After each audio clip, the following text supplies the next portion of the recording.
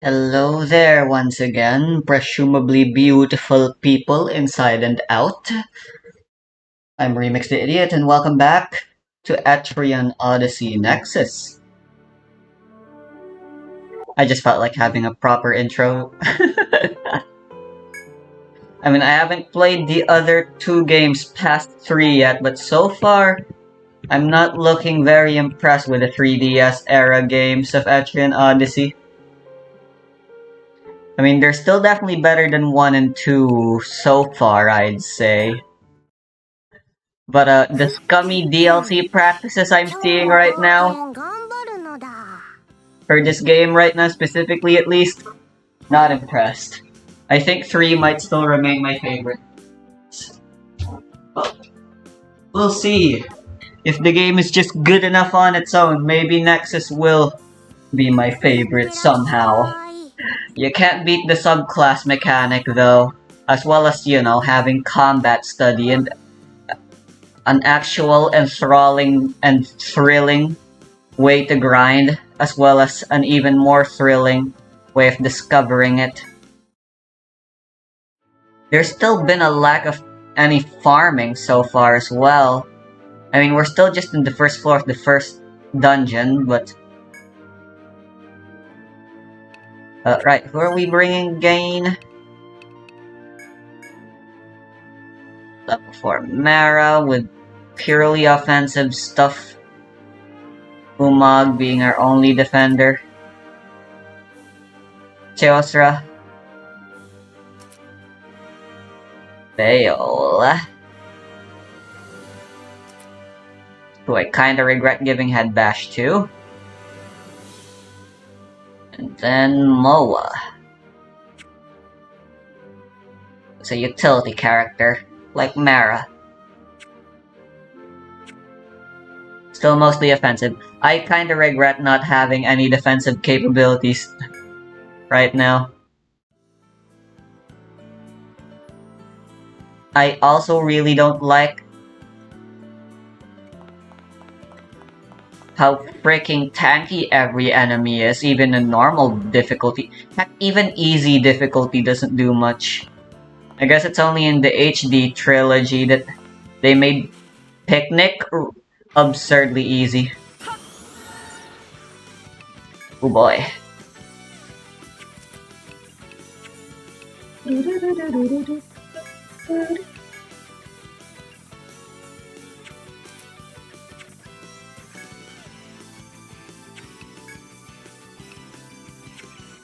I should attack order the lower half.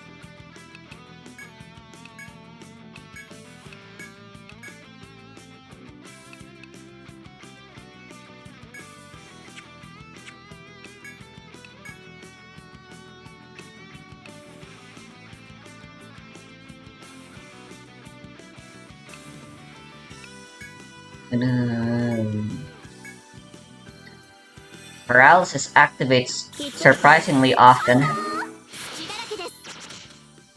Not this time. Also, their binds are literally worthless. What are they binding? Leg bind?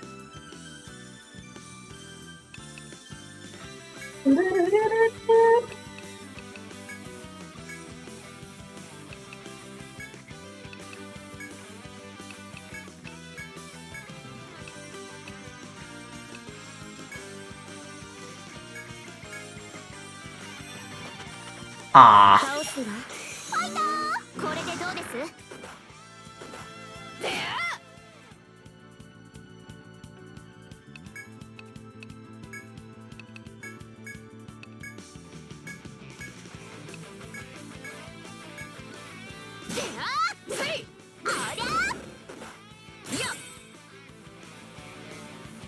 Seriously, I hate how slow the battles are. 113 HP? Why?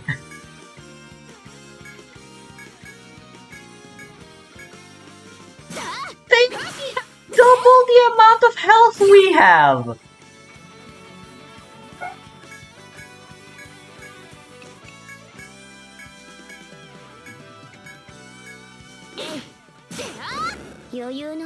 The boss is gonna be a slog, isn't it? Also, there's no tents either, so camping is gone.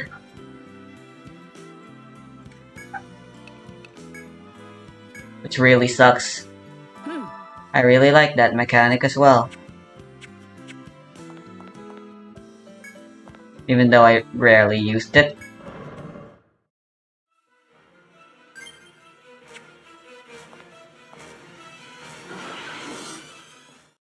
Let's boogie. I've taken down far worse enemies. We can do this, Mara says.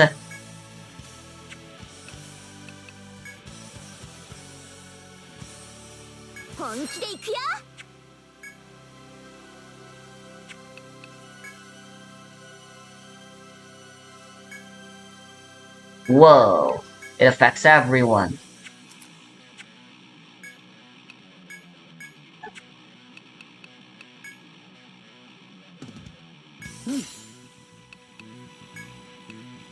Let's front load as much damage as we can and hope for the best.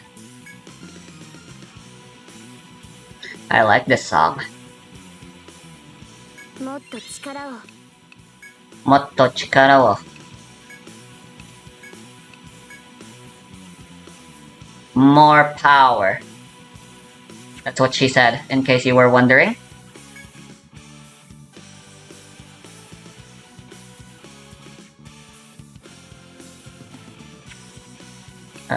Not you yet, Vale.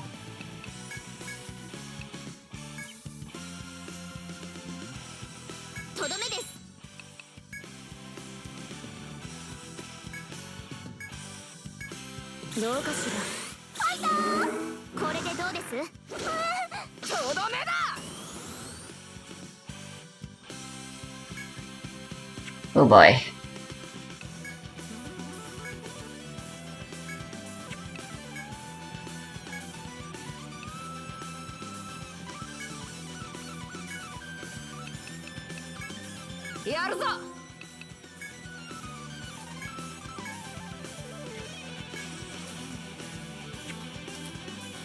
That's what's stifling miasma?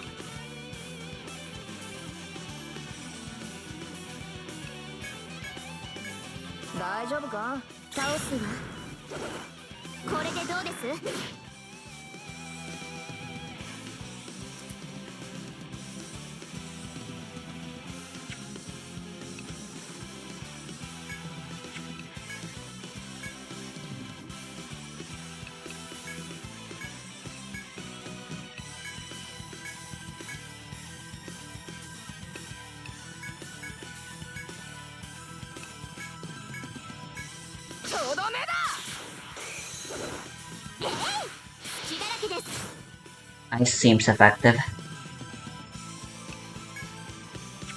Right.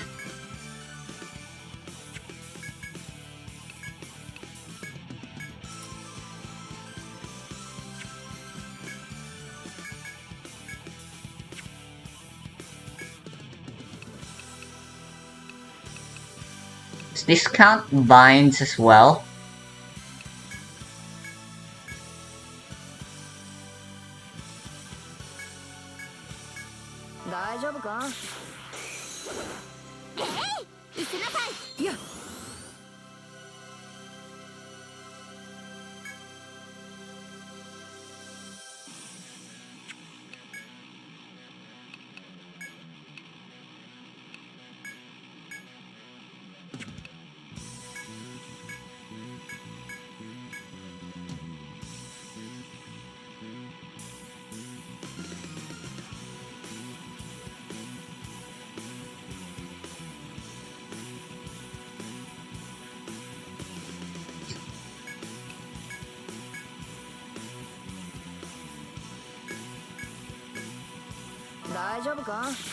This is gonna take a while.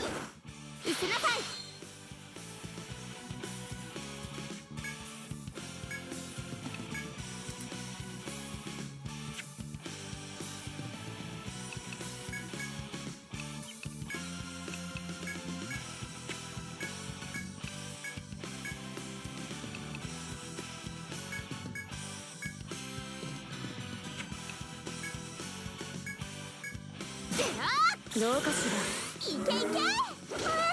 とどめだ。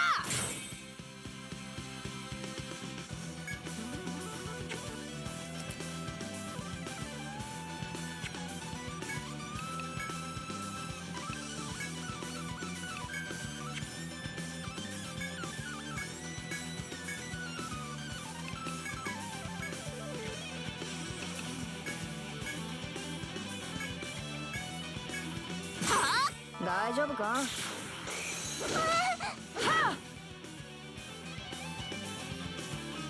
Shirt.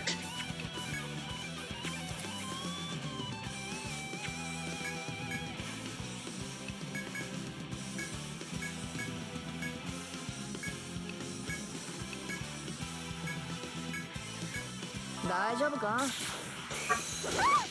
それ。ごめんなさい。ありゃ。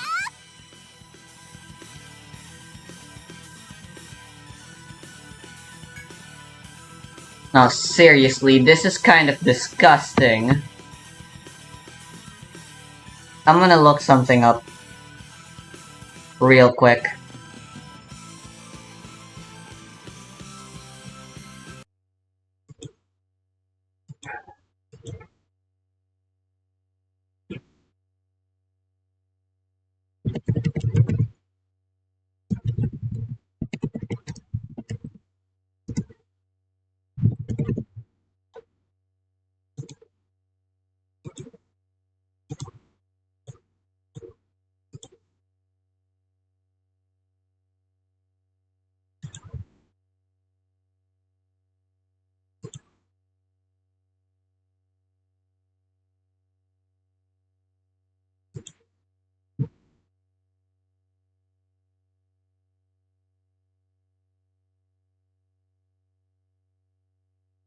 Oh my god. Okay, it's weak to fire.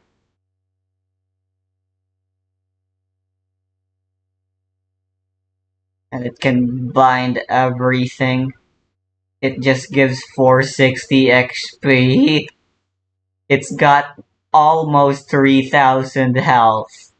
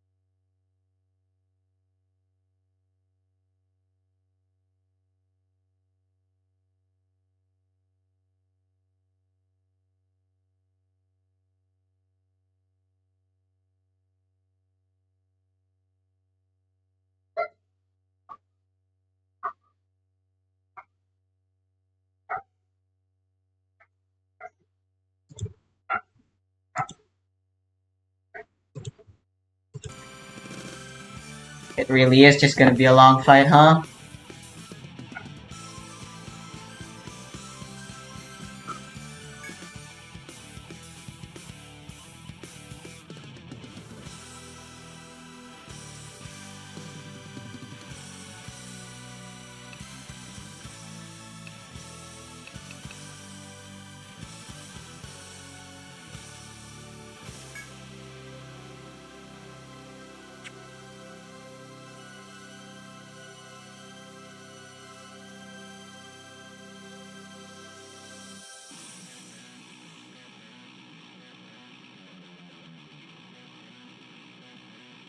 You know what? Call this stupid if you want. A time waster even. But I like to call it preserving my sanity.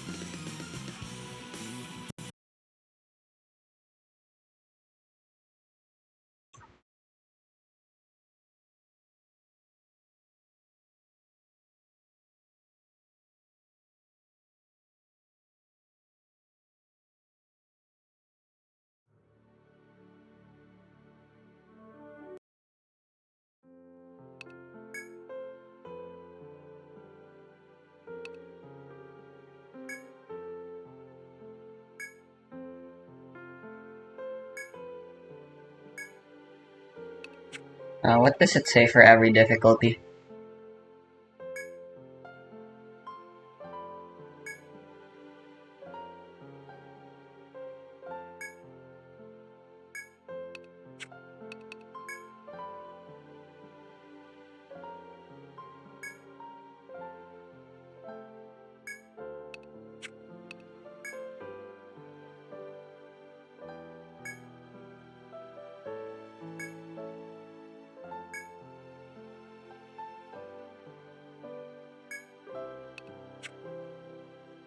Eh?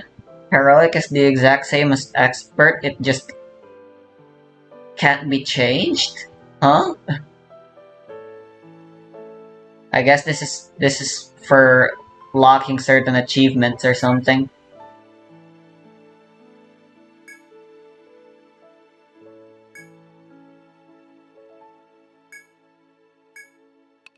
Anyway, we're just sticking to basic.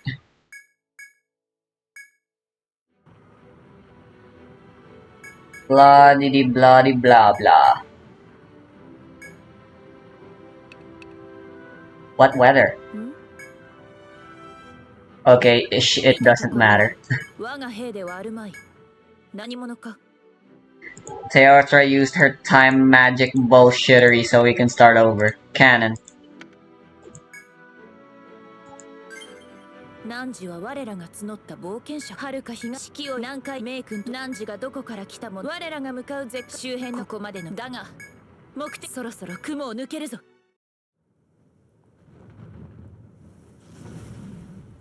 Right, my first 5 characters will be made specifically, purely for the sake of getting through the prologue, as quickly and as efficiently as possible.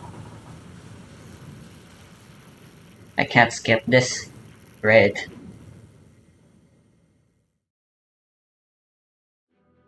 見たかあれが世界あの大樹が姫無事着陸しましたのでミュラーか汝も広場へと向かう集ってくれた冒険者だそう私は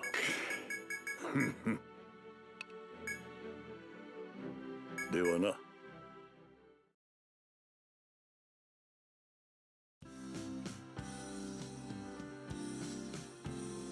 エトリア世界が目指す冒険者たちよ己が誇りをいつでも来い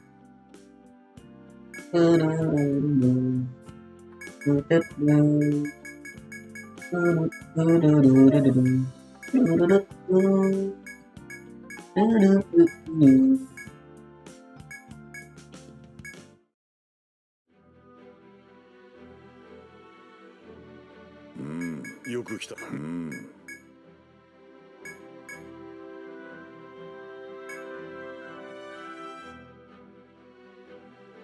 And since there's no XP share, I can focus on just creating the main party for now.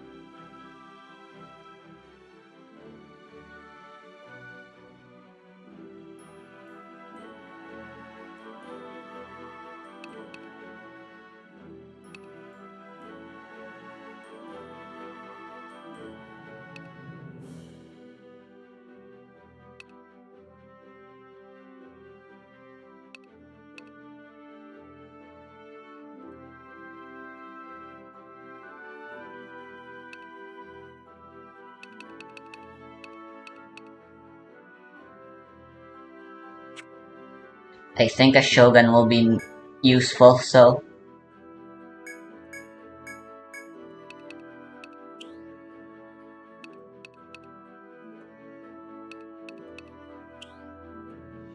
This was what Ieyasu looked like, right?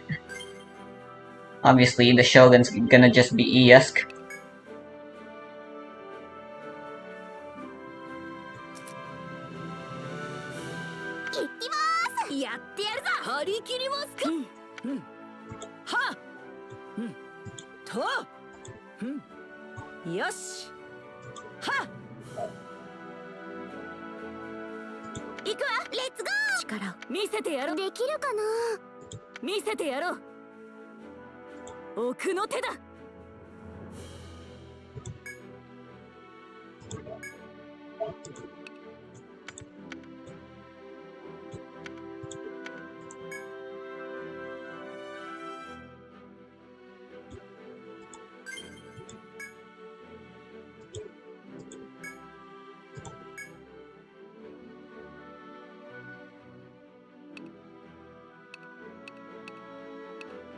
Don't want Mara in the party. Just cuss.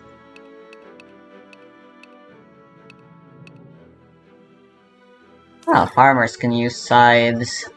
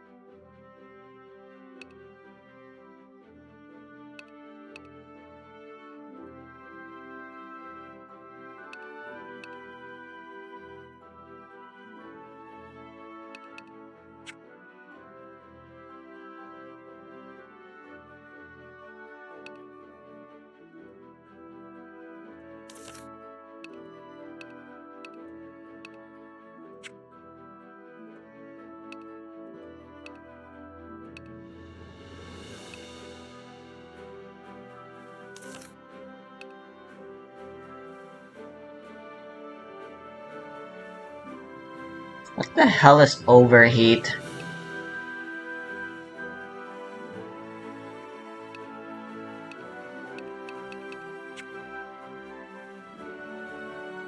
I wonder how high their base attack is.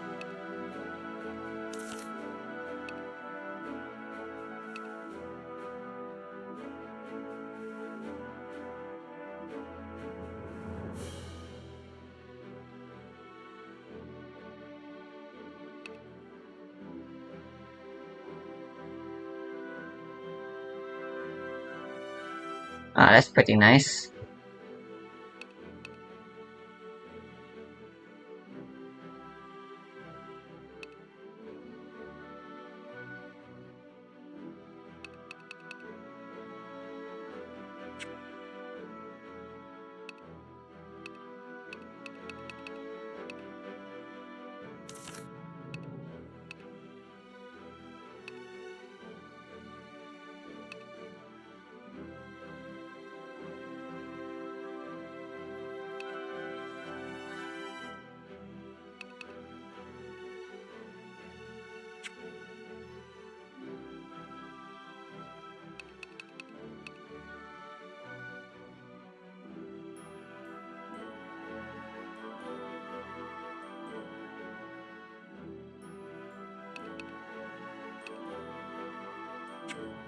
Alright, who the heck is in my party right now? Just Ieyasu.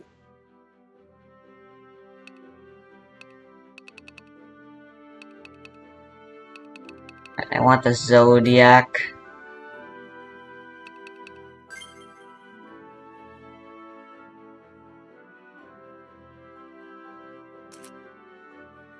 Chaucer had pink eyes, right? Or hair, both.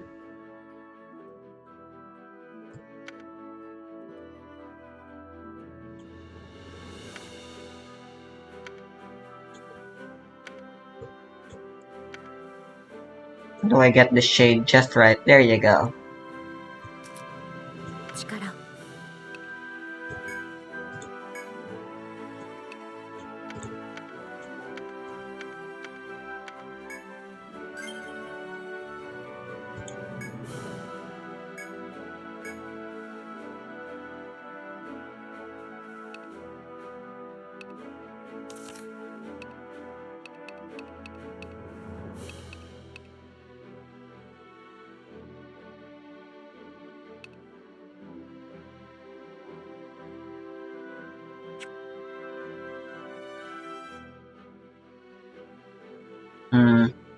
I think I want to try the hero class. They're one of the 2 new classes added specifically just for this game.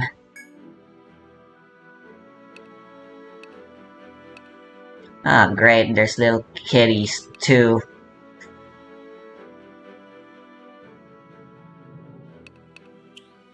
Right, so something amazing with the DLC.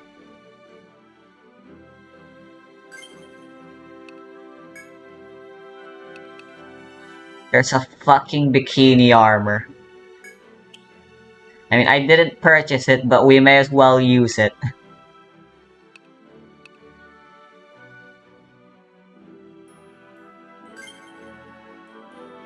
Sure.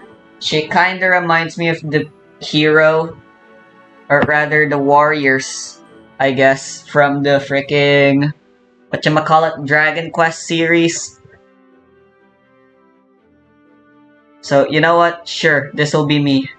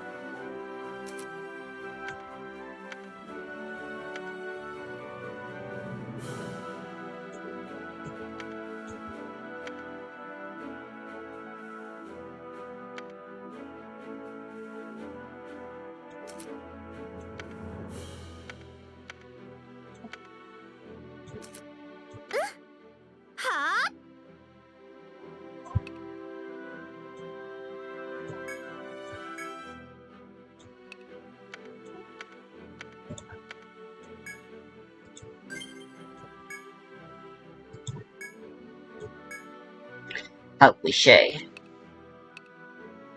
Of course, I'm still gonna add a medic. So my last 2 party members shall be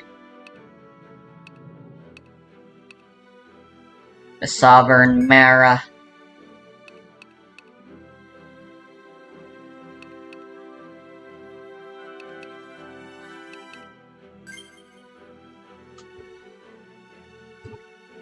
and the Healer Veil.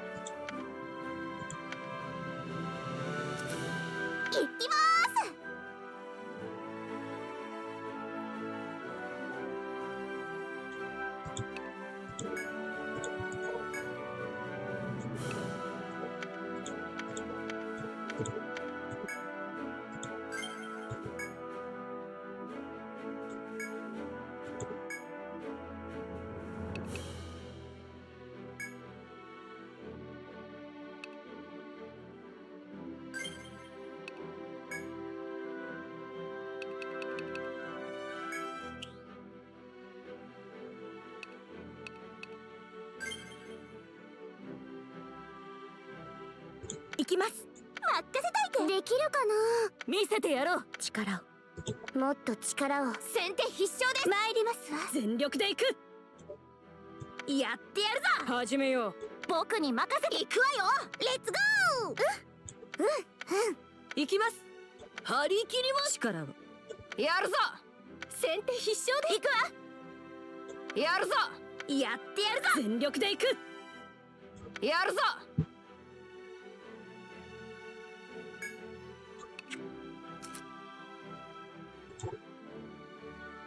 見てろよ。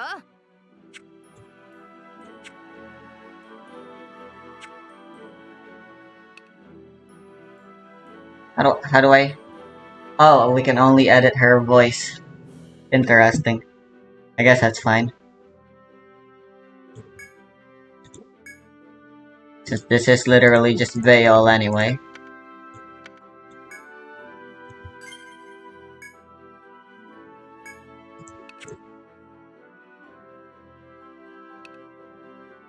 There you go, just gotta どうするのだ。 change the arrangement a bit. Mara should be the one in front.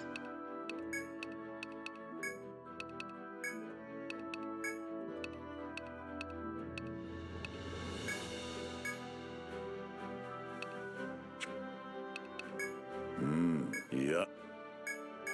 そうだな。ああ。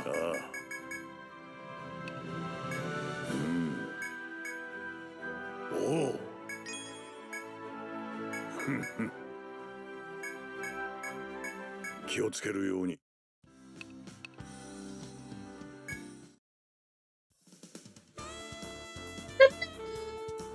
なんじゃみ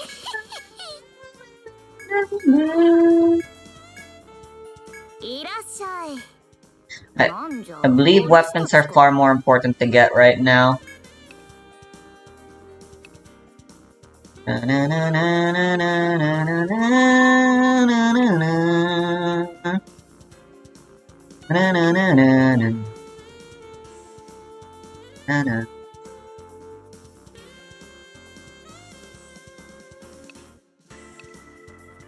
Oh, they can use all of the weapons, huh?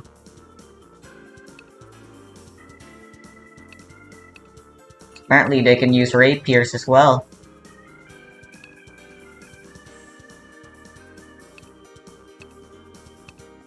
So they can do piercing, bashing, and slashing.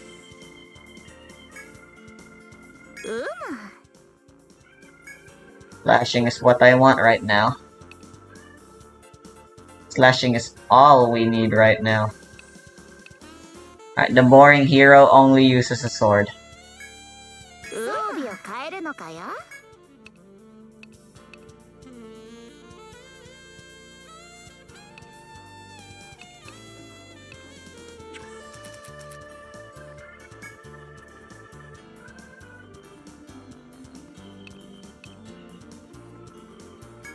装備を変えるのかよ。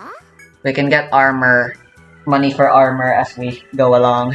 We're not gonna be able to unlock any new weapons right away anyhow.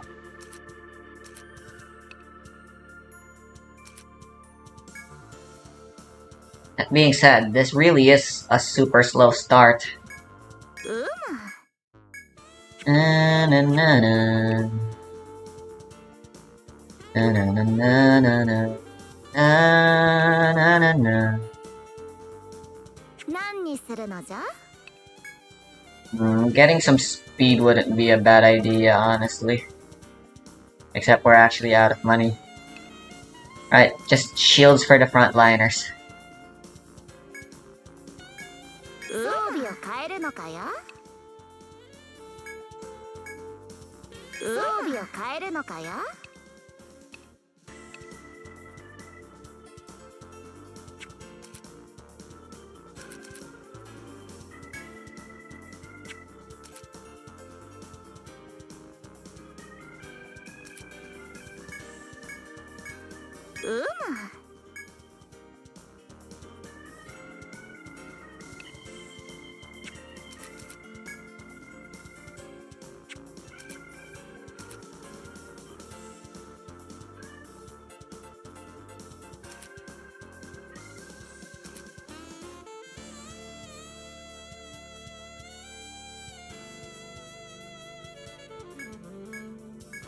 装備を変えるのかよ。装備を変えるのかよ。どうするのじゃ。今後ともよろしく頼むぞ。本日定休日で、はあ、任せとけ。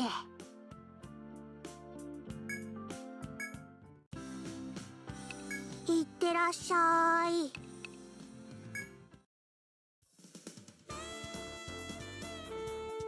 おや、オッケー。だははは。いやいやいや、じゃあ、いらっしゃい。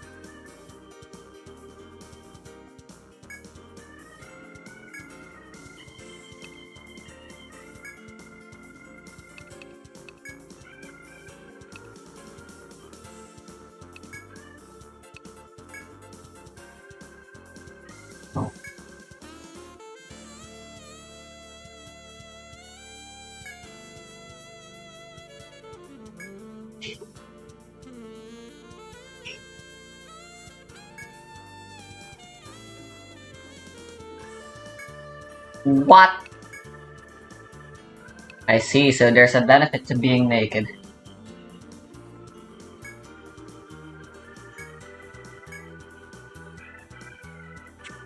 どうするのかな。どれにこれにするんだね。そうだよ。それじゃどうするのかな。これにするんだ。そうだよ。僕それでね。しっかりね。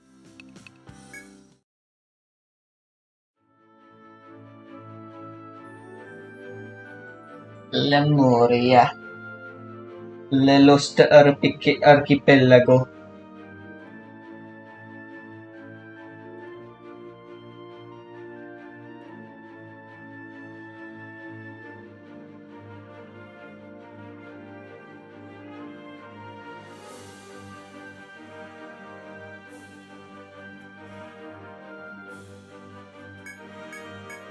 なるほど。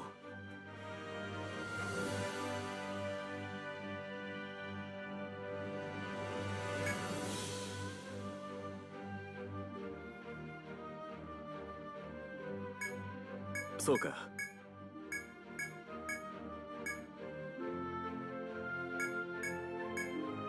I haven't done my stuff in Path to Nowhere yet.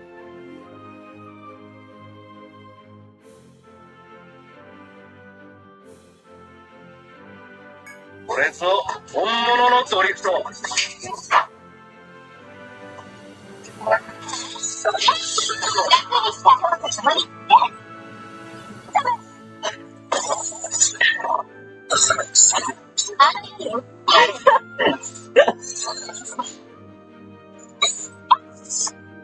星々よ、開拓者たちに深夜で祝福。我々は当に嵐の国守る者のために打ち崩されました。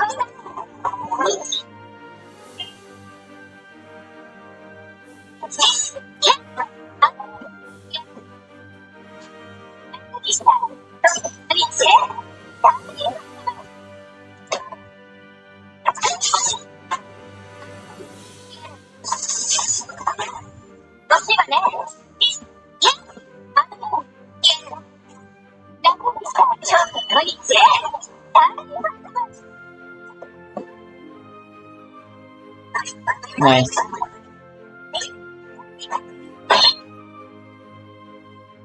Let's see if our choices actually matter here.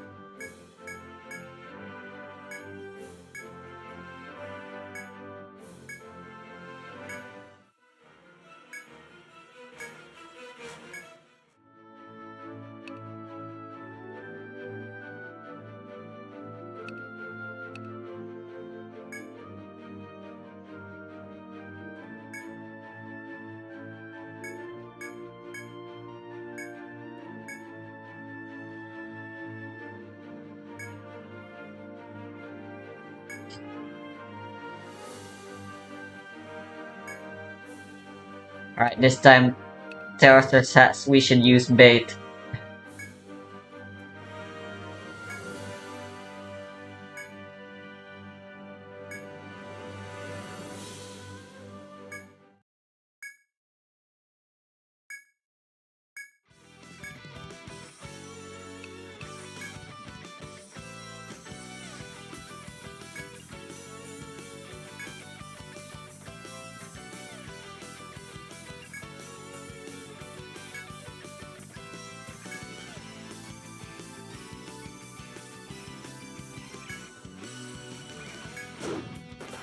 Nice one, me.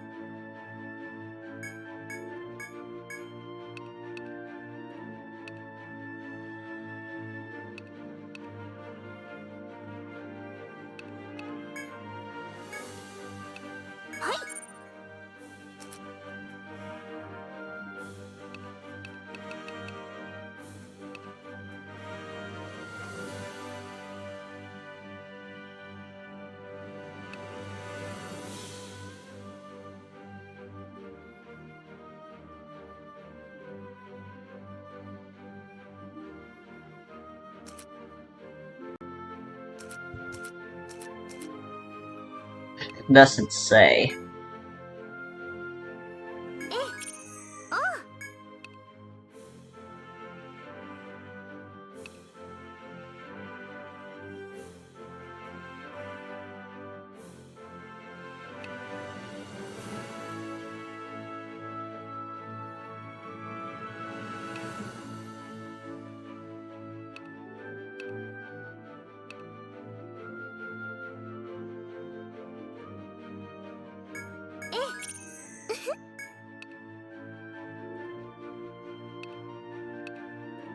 After image, what the fuck?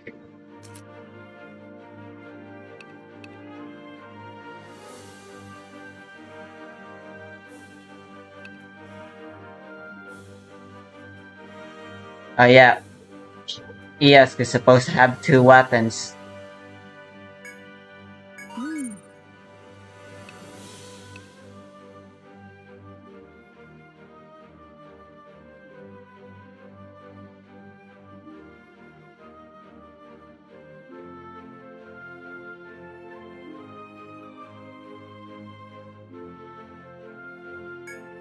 Ah.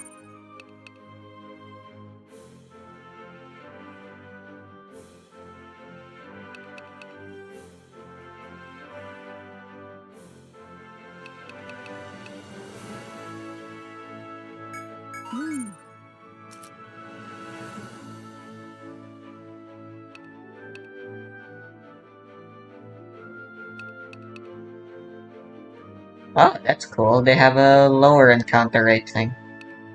Why didn't they notice this?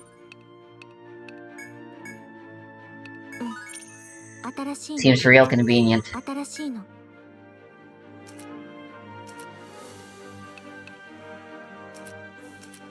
Yeah, should be fine to hyper focus on Firestar.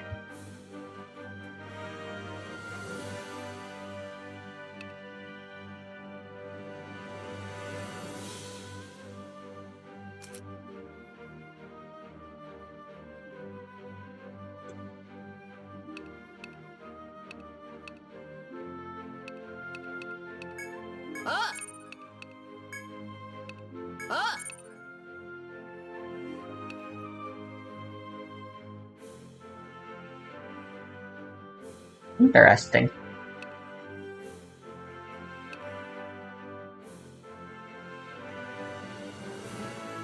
Chase heal, that's interesting.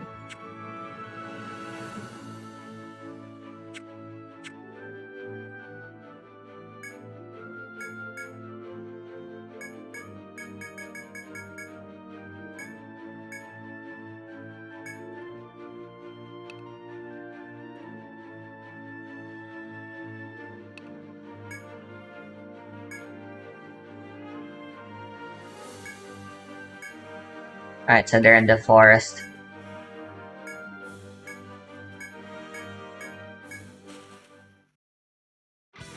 I forgot to equip Eosks.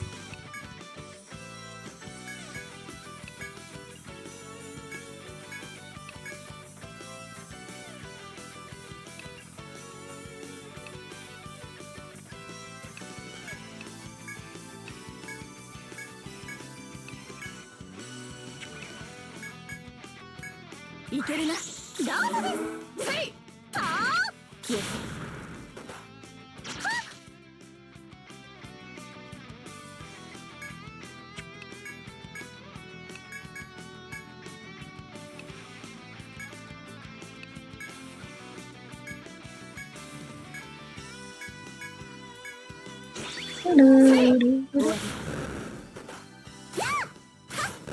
まだまだいけます。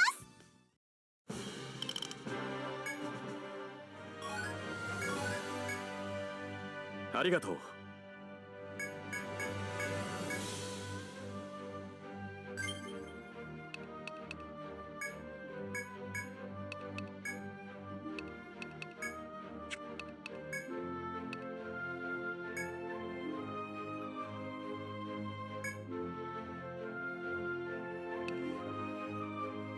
Epic.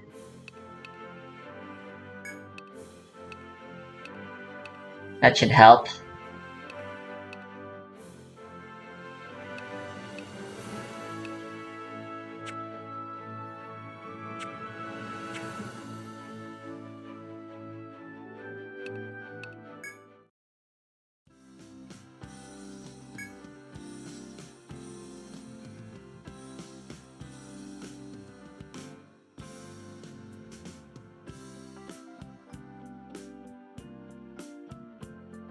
We're going to.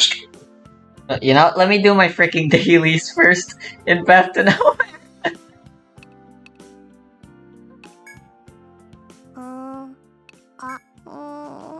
にゃむにゃ。いらっしゃい。何を売るのじゃ。おやおや、おかえりか。いらっしゃい。あはは、残念だね。今はいら。それじゃ聞かせてくれる？おや、君たち。あははは。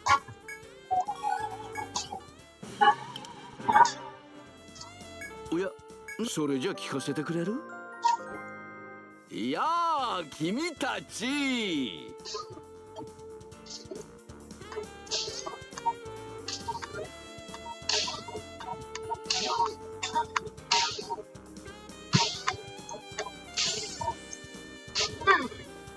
You came right when I thought of you.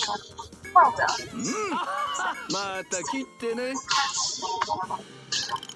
よし。それでね。おやおや、どうするのかな？どうするのか。どれ俺にするんだね。おや、君たち。それで、それじゃ頼むんだよ。しっかりね。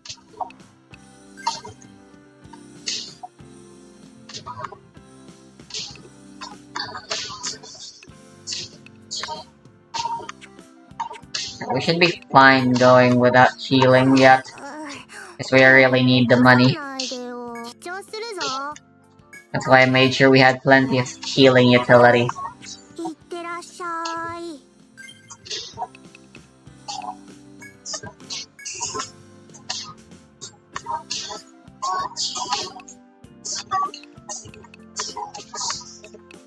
Reinforced heals surprising amount.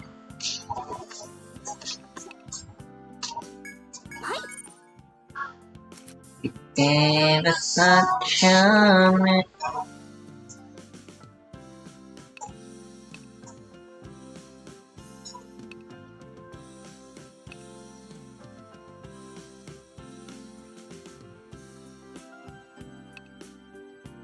I love watching those kids on stage, seeing them so eager to drop everything and choose a different life. I enjoy these moments.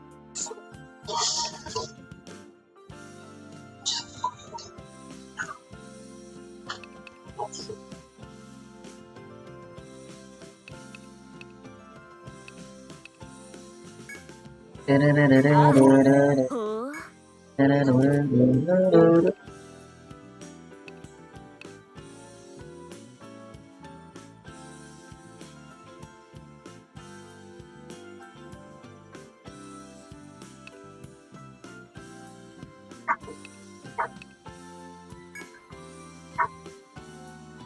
覚えた。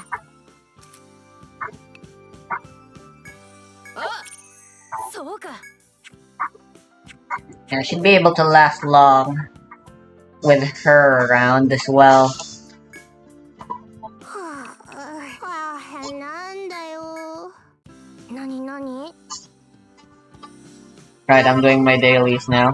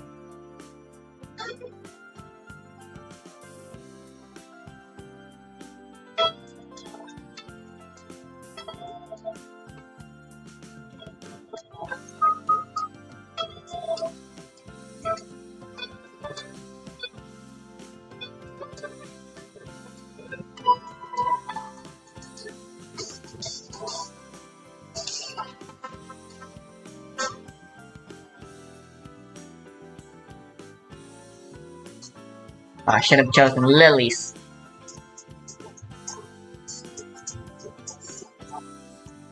Not that I'd be interested in letting Chief date Pepper, or other way around. Oh, go to an adventure in distant state. Oh, and there she goes.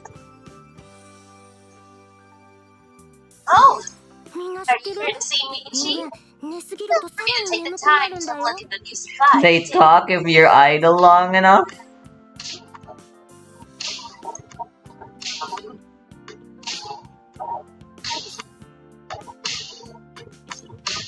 Oh,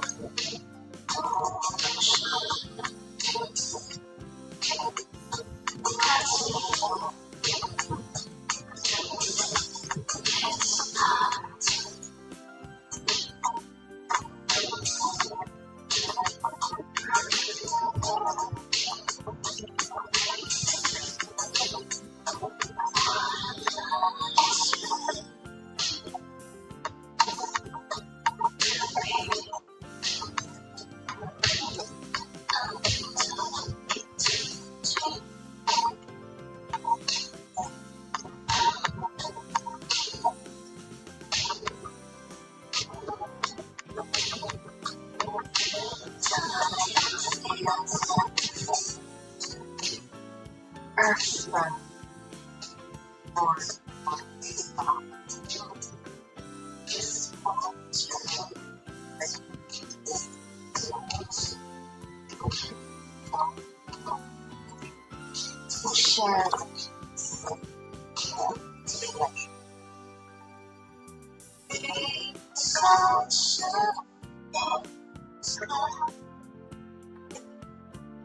Outfit? はあはあ、さて、もう一眠り。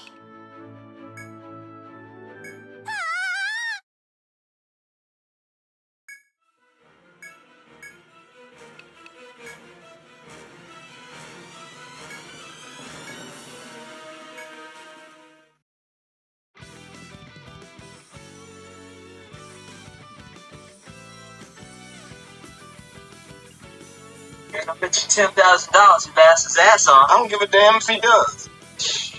Marvin, what do you make of all this? Man, I don't even have an opinion. You gotta have an opinion. I mean, you think that. Oh, fuck's happening now? When Resident Evil 2 was revealed to be an over-the-shoulder reimagining, most people were thrilled with what they saw. It was only those blinded by nostalgia I don't like forces. unable to accept I like the things who had the reservations about team it. thingy that you could But there's no customize sense in the arguing team about it limits now. in 3 as Capcom well. is making fixed camera games again, and this is the Resident Evil 2 that we have. It sucks that After giving they me a went fair back to chance, just I the feel like usual results are again mixed, but one that's mostly positive. in 4 and In many onwards. ways, this is the best case scenario for an over-the-shoulder Resident Evil 2, but in a It few felt ways so it fell below cool. my And expectations the fact to that the you point could only I'd say it's unlock the worst most case. of them, The first pretty thing much that all struck of me them about actually, the game apart is from it feels one. like a reversion to Resident From Evil doing 4. the ship The combat in quests that is game was great. based on split-second decisions and pinpoint shooting done while standing in place. Every shot really mattered.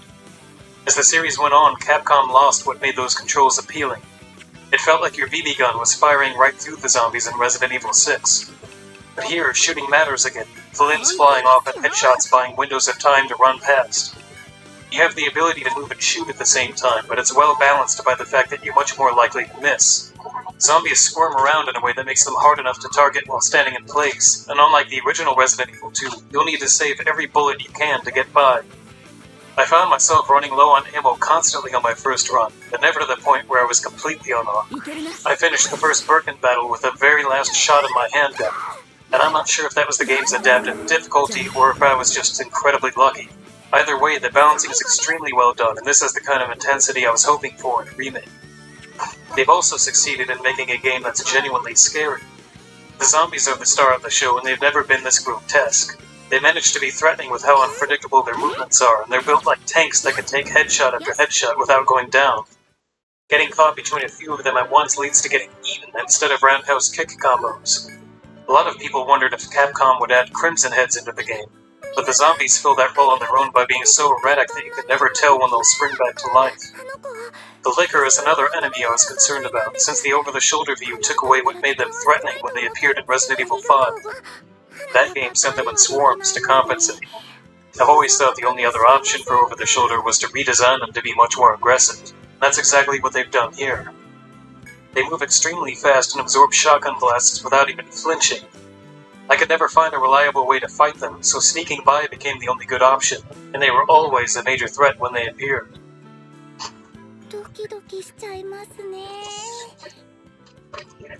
I was surprised to see that even the dogs were made into something nightmarish and worthy of having their own stretch of the game devoted to them. Unfortunately, I started to like the enemies less and less beyond this point. Mr. X has been reimagined as a stalker character and is really intimidating for a few minutes, and then he just becomes a pain in the ass. It seems like there's some alien isolation type rubber banding going on, where one moment he's on the first floor and the next on the third. And a few times I caught what seemed to be his footsteps suddenly glitching in while opening a door, as if he was teleporting around according to the rooms I was in. It's a waste of resources to fight him, as he revives and resumes chasing you by the time that you've reached the very next room. So my go-to way of dealing with him was to lure him away so I could buy a few moments with whatever puzzle I was solving. That's all that he really was, a gigantic interruption, and they overdid it to the point that I'd say he ruins the game when he appears. I'd been anticipating a scene between Leon and Marvin, and when it finally happened, I couldn't focus on their characters because this asshole was clomping around right behind me. Seriously, fuck this guy. The alligator was cut from the game until Capcom found a way to put him in, and while I don't want to spoil it for those who haven't played yet, it's a very, very Resident Evil 6, and I do mean that in a bad way, the only way one can mean it. I expected Brooke to be a better enemy in Over-the-Shoulder, and in pretty much every way he is. Eyeball weak points are as generic as it gets, but they were built into his old design, and it was inevitable that we'd be shooting them. They do make good use of the over-the-shoulder aiming. You can really get a sense that he's in pain and losing control of himself in the fights, and his visual overhaul is one of the best things about the game.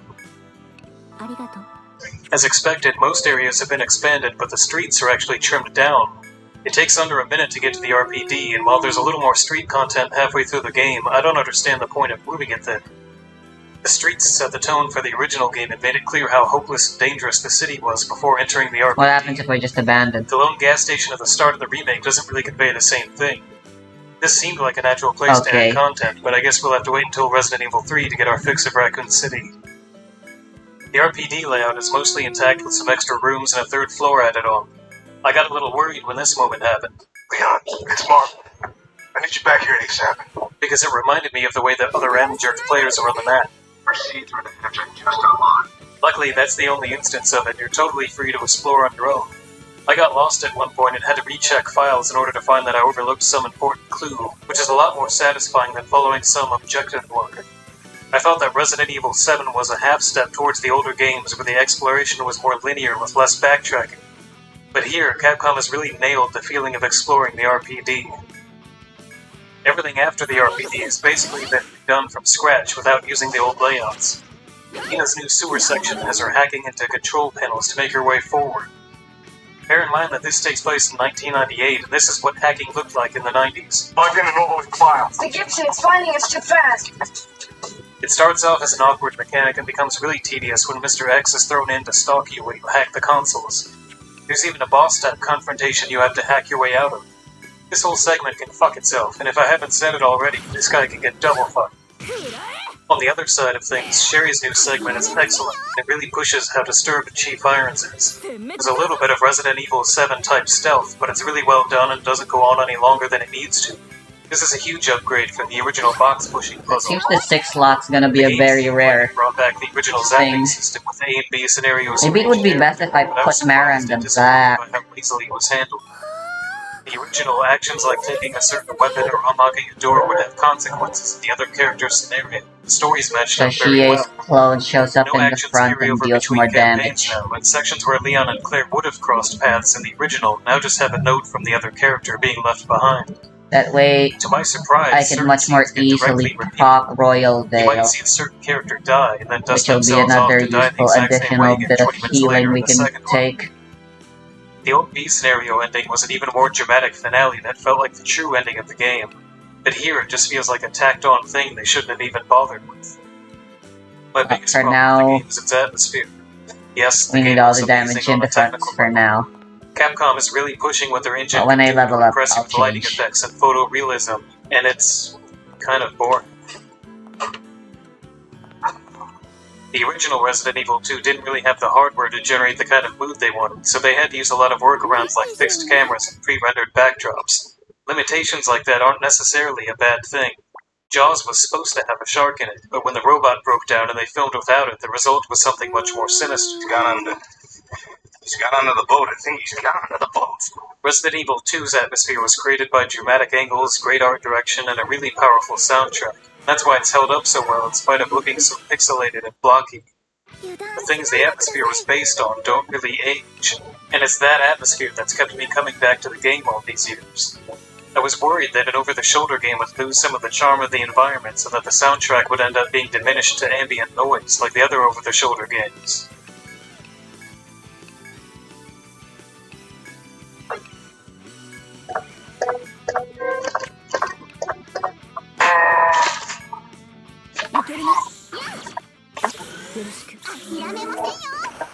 Whoa!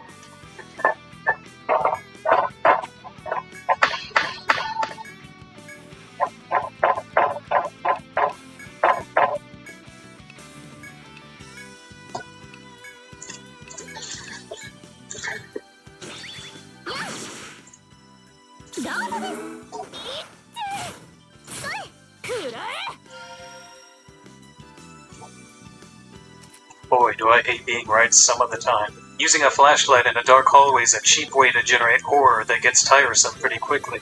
I was bored of flashlight segments on the first floor of the RPD, and the game just keeps throwing them at you up until the very end.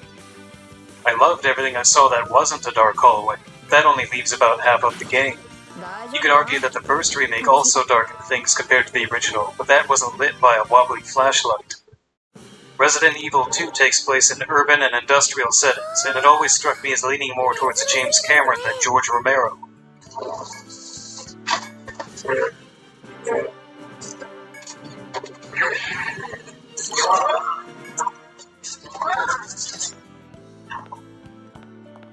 This is nitpicking, but I'd have liked to see a little more of that visual influence in the remake. The soundtrack is a much bigger problem. There was some confusion over it when the first samples came online. Some people argued that the watered-down themes were probably just placeholders and that the score wasn't finished yet. It's actually much worse than that. Those are the themes, and they only last a few seconds and then never play again.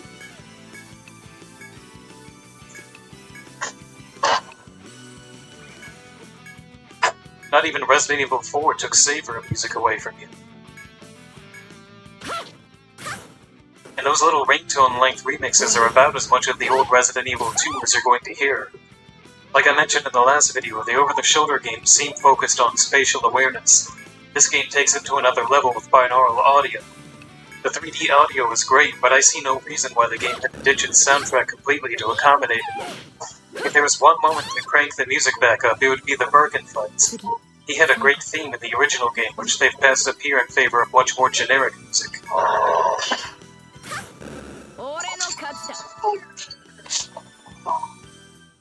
In case you disagree, then I have a question for you.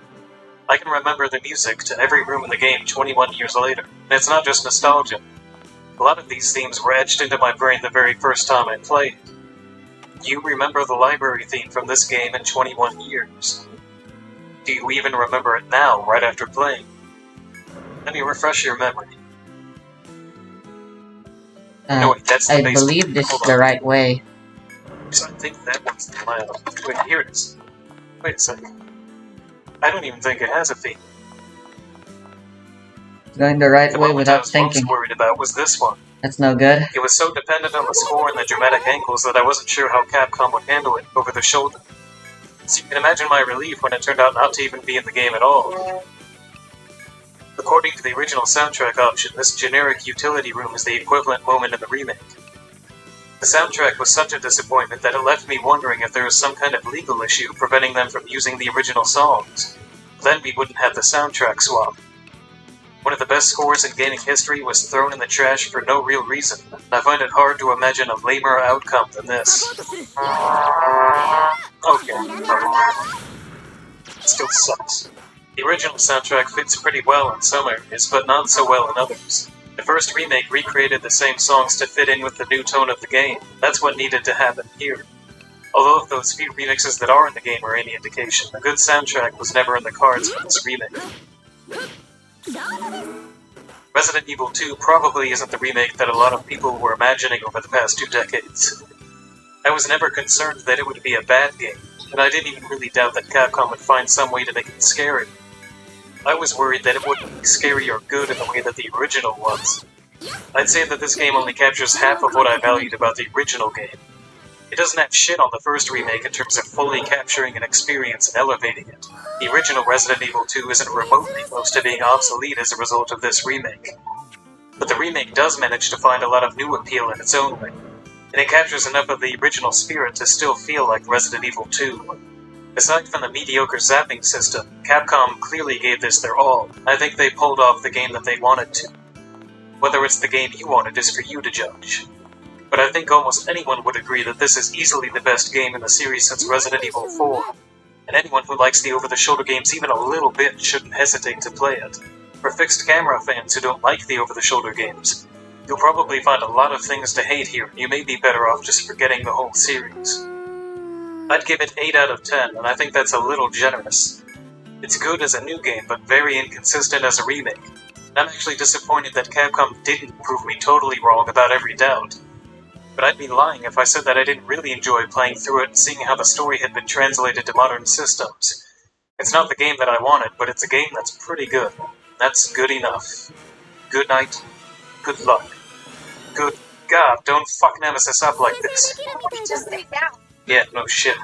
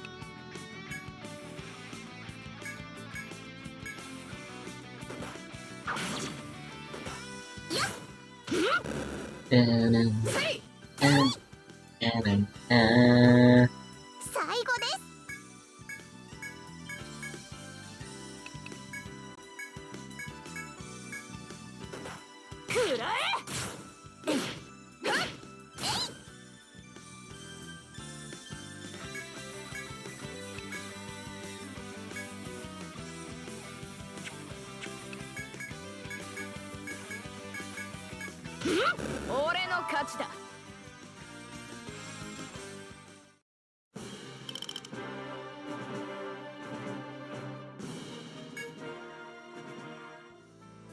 We are going to start this video off with a little thought experiment.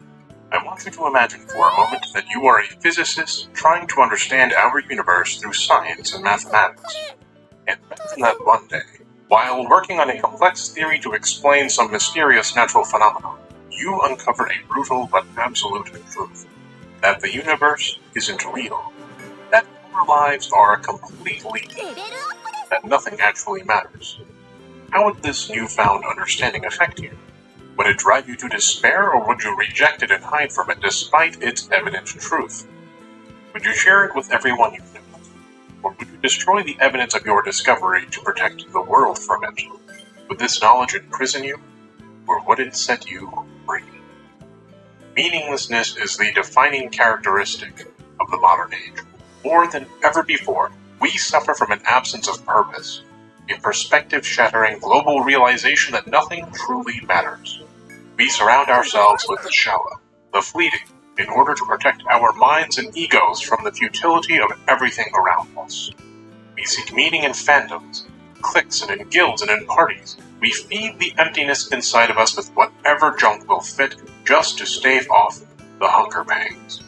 And like a faraway doomsday meteor first spotted by astronomers, the arrival of this modern crisis of purposelessness, of emptiness, has been predicted by philosophers for centuries.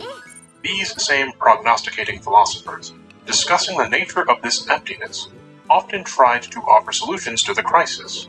Some offered new ways of thinking, new perspectives that could temper the nebulous, unclear nature of the void.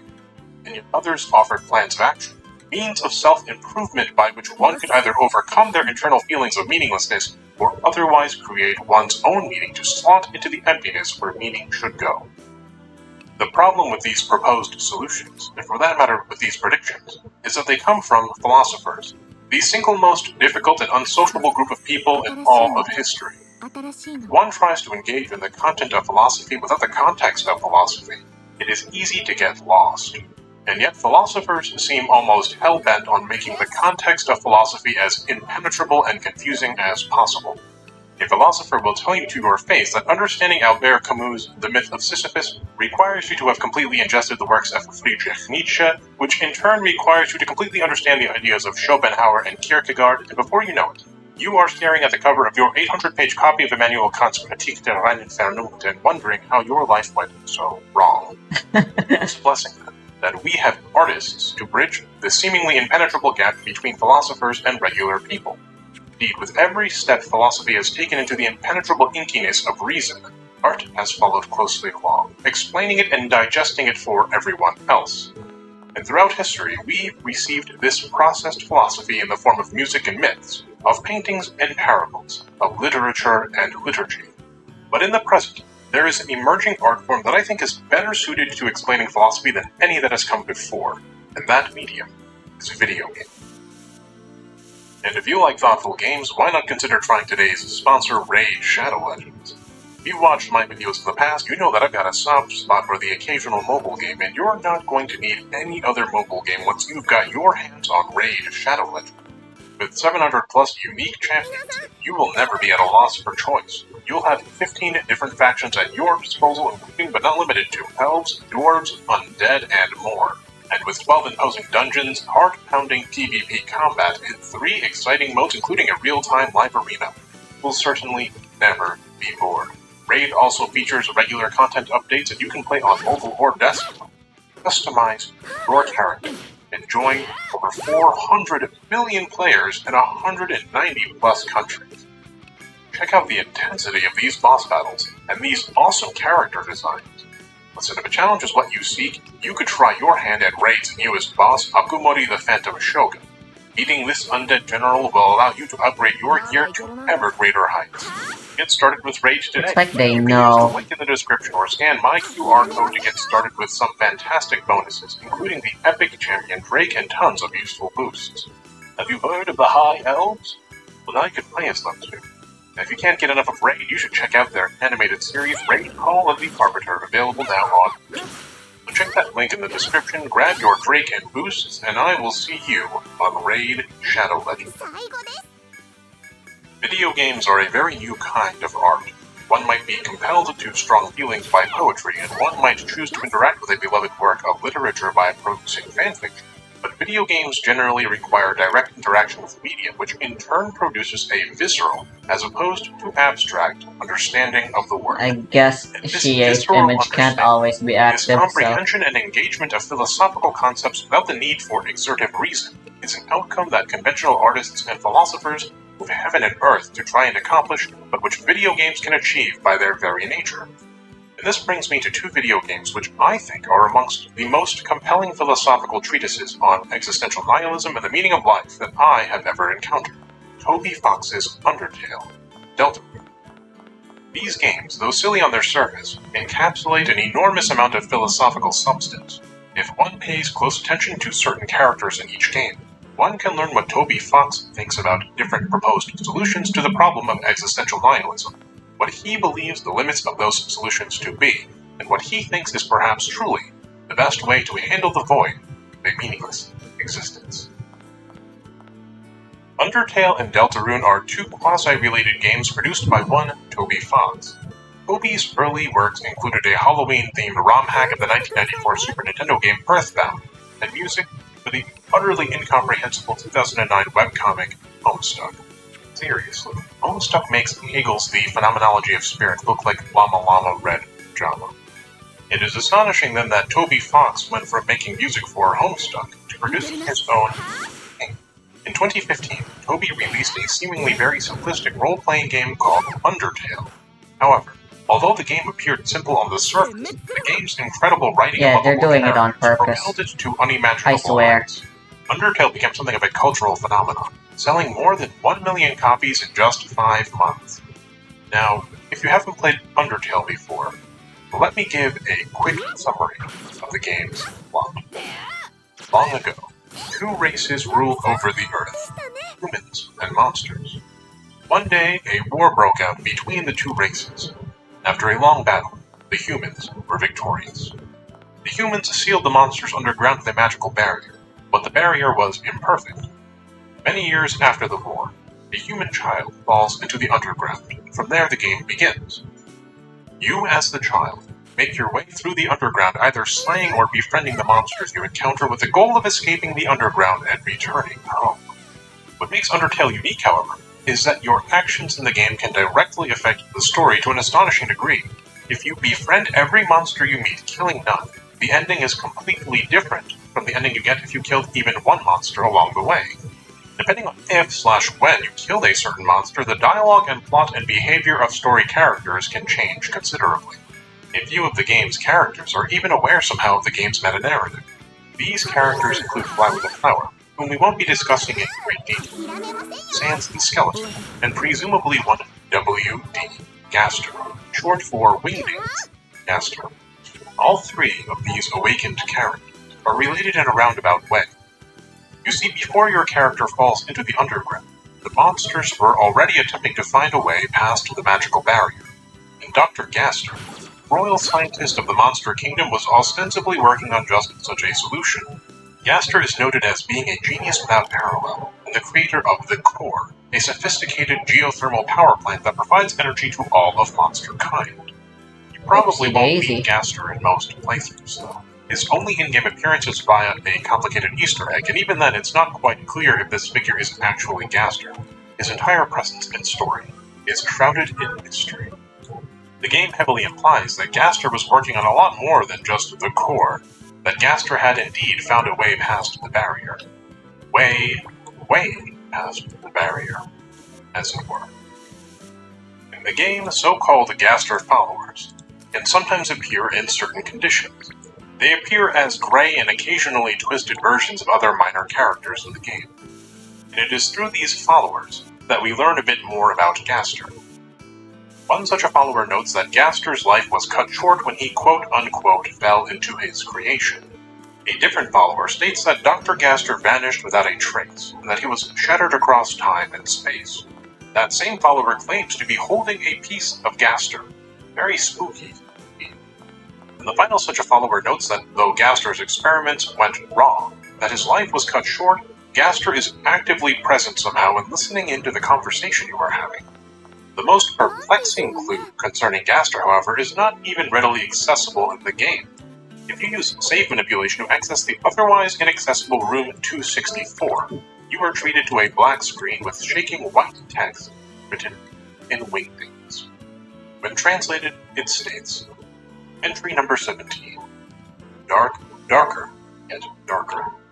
The darkness keeps growing. The shadows cutting deeper. Photon readings negative.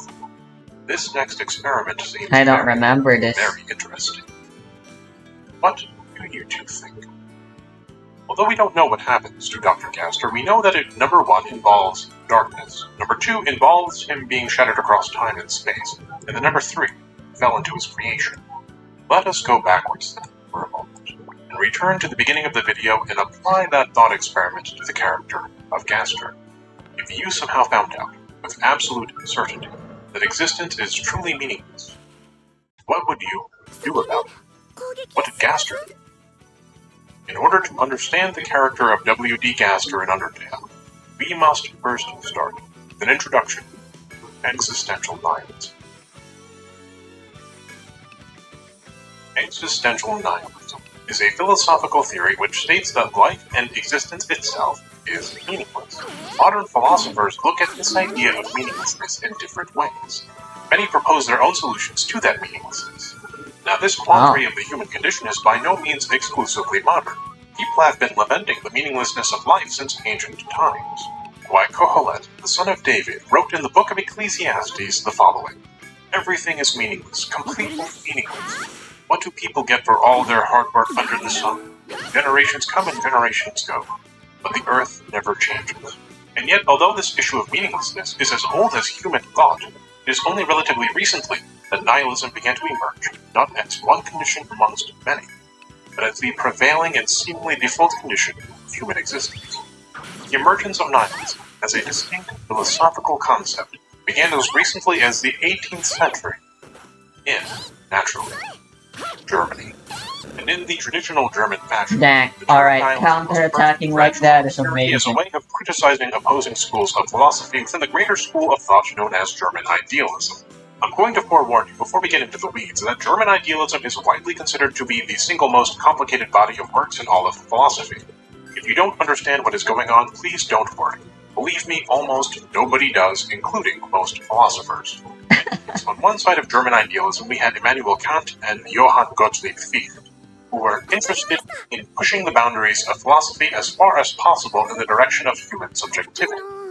On the other hand, we had thinkers like Friedrich Heinrich Jacobi, who was convinced that the insatiable pursuit of human subjectivity was an existential threat to Christianity, that overemphasis on subjectivity without the moral anchor of God inevitably leads to internal needs. German idealism, you see, had one foot rooted firmly in the divine and the other foot rooted in subjectivity. Much of Immanuel Kant's writings, for example, revolved around disproving the theretofore accepted three traditional arguments for the existence of God: the ontological argument, cosmological argument, and the physico-theological argument. And he did this not to disprove the existence of God, but to critique pure reason. If pure reason cannot prove God's existence due to the failure of the three traditional arguments, it cannot be completely relied upon, as we all know that God exists. Are you still with me? Still awake? Philosophy, am I right? The worst part is, we've only really just begun, and I can already see some of the philosophers among you shaking your head at the screen and preparing your own multi-page YouTube comment theses. Or just wait until we get to Hegel. In any case, Friedrich Heinrich Jacobi, in criticizing Kant and Fichte, arrived in a manner of speaking at the very problem that Friedrich Nietzsche would later become famous for postulating. If one scrutinizes everything from the lens of human subjectivity, the inevitable result is that the especially rational may end up going one step beyond Kant and removing faith entirely from the philosophical equation. Kant, you see, equated Christianity or religion with ethics, religion with morality, religiosity with rationality. Each derives in some respect from the other. If one removes faith from the equation and dives deeper into the waters of human subjectivity, excising theism, then from what does one derive ethics or morality and thereby rationality? Well, from Kant's arguments, we arrive at Hegel, who removed the Christian anthropomorphized understanding of God from Kant's equation and replaced it with a more amorphous absolute spirit vis-a-vis Baruch Spinoza. Ironically, all of this dissection of the understanding of God was committed in an attempt to preserve the crumbling philosophical edifice of God and Christianity from the tidal wave of personal subjectivity that was sweeping academic thought at the time. And yet the conclusion was almost, but not quite, something akin to pantheism, a notion which Hegel himself would reject. That in Kant's equation, the place where Christianity should be, the very seat of God, is encapsulated in the absolute. And what is the absolute? It is, and stay with me here, the process of self-reflection in which the whole of reality comes to understand itself through human thought.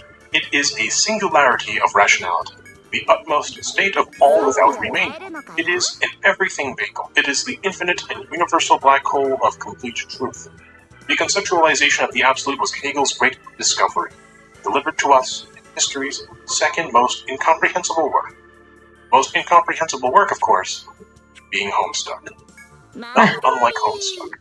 The deeper you stare into the abyss of the absolute, the deeper the abyss begins to stare back at you. For you see, Hegel's discovery, if you can call it that, expanded the horizon of philosophy in new and absolutely terrifying ways.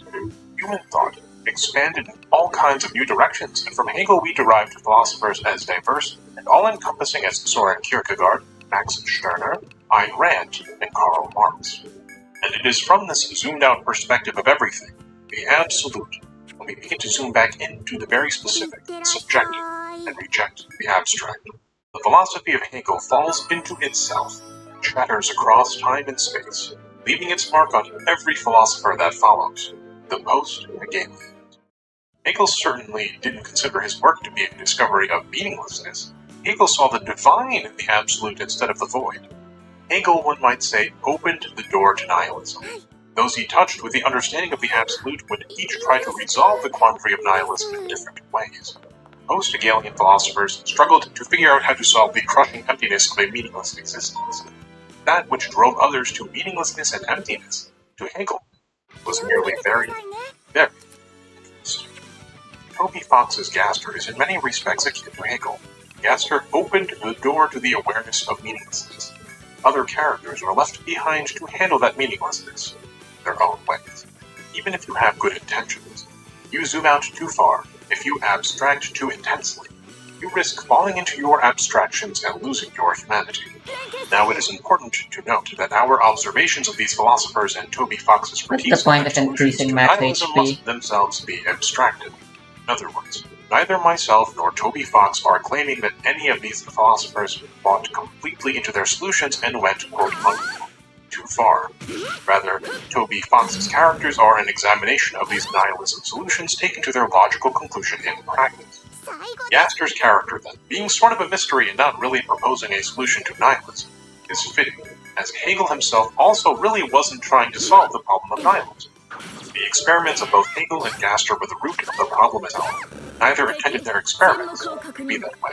As we follow this train of thought, let us now discuss the characters that Gaster himself touched with the awareness of the void.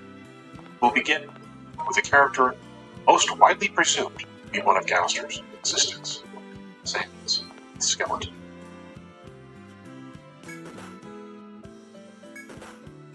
Up We are here never it directly is. told in Undertale who Gaster is talking to in Entry 17. However, it is implied that these characters are one Dr. Alphys, who becomes the royal scientist after Gaster's shattering, and appears to remain completely unaware of the game's fourth wall, and Sans, the skeleton, who appears completely aware of the game's meta-narrative. You might be familiar with Sans due to his mimetic popularity and because of... Sans is a friendly but intimidating presence throughout the game. He gives you tips, jokes with you, and serves as the game's hardest boss if you happen to try for the game's darkest ending. Sans somehow has meta-awareness, potentially as a result of his interactions with Gaster. Sans can tell when you've saved and loaded the game. Sans knows when you've used a save point to see what happens when you kill a character. Sans guilts you when you've done an evil act, praises you when you've done good, and threatens you when he fears you might take away a happy ending. In other words, Sans the How come Mara and Diaz are the ones that are the least affected by this He somehow? knows that in a kill everyone run, if he beats you, you can just try again and again and again, that the outcome is inevitable, and that nothing he does matters. He is awakened to that truth. But he still tries. Alright, Vegeta doesn't help in this event. He Amazing. tries to convince you to stop if you're going down This a dark event path. just He tries to sucks. dissuade you, even when everything seems futile. For you see, although Sans the skeleton is aware of the meaninglessness of his existence, instead of surrendering to nihilistic despair, or focusing on the pursuit of a meaning that can transcend the emptiness, Sans embraces the absurdity of it all. But is embracing the absurd truly the best way to handle feelings of meaninglessness? Let us look at another philosopher, a post-Hegelian philosopher who, like Sans, encourages us to reject both the emptiness of nihilism, but also the pursuit of higher meaning. Let us look at the philosophy of Albert Camus. You somehow found it, with absolute certainty, that existence is truly meaningless. Would you lie down and accept it, or would you revolt? Albert Camus was born nearly a century after Hegel. He was a French-Algerian writer, most notable for his philosophy of absurdism.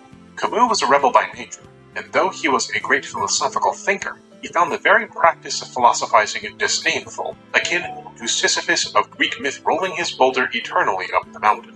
It is human nature, he opined, to seek the meaning of existence, and we have done so since time immemorial. We ask ourselves, what is everything supposed to be for? The silence of the universe, Camus claims, is our answer. And that if life has no meaning, instead of attempting to create transcendental meaning in the ways of Hegel or Kant, or embracing despair, we must embrace the paradox. We must embrace the contradiction. We must embrace the absurd.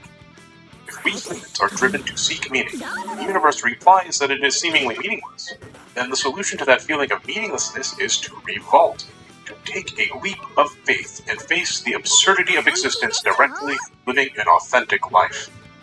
To take action against anguish and become what Camus calls the absurd hero. Camus says, when you escape from the prison of living for purpose, when you stop doing this or that because those are what we are supposed to do to have a purpose in life, you can live authentically. You can live in the present. You can live in the ways that make you truly happy and that are meaningful to you without having to tie that happiness to a meaning of life. You know that spending time with your family, telling jokes, is meaningless because your life is meaningless.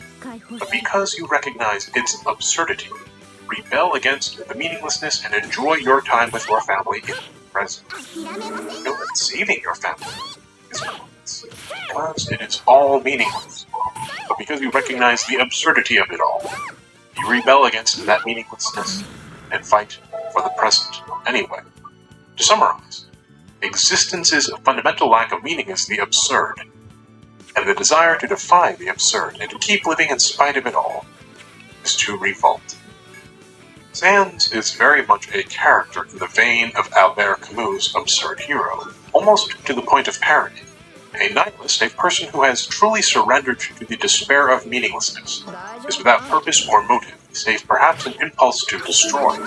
The absurd hero, however, fights as hard as they can, not despite, but in spite of the meaninglessness of existence. As such, one could say that Camus' absurd hero is in every respect the opposite of the nihilistic villain. We see Sans, then, at his most absurd when he challenges us during a kill-everyone run of Undertale. He repeatedly stands up to our nihilistic pursuit of destruction, knowing full well that we will eventually prevail. Sans is portrayed as a lovable and heroic character in Undertale, one of the clear and obvious good guys. And yet Toby Fox offers a critique of absurdism as well through the character of Sans. Although fighting against nihilism is a worthy pursuit, handling the threat of nihilism through absurdism is fundamentally cynical.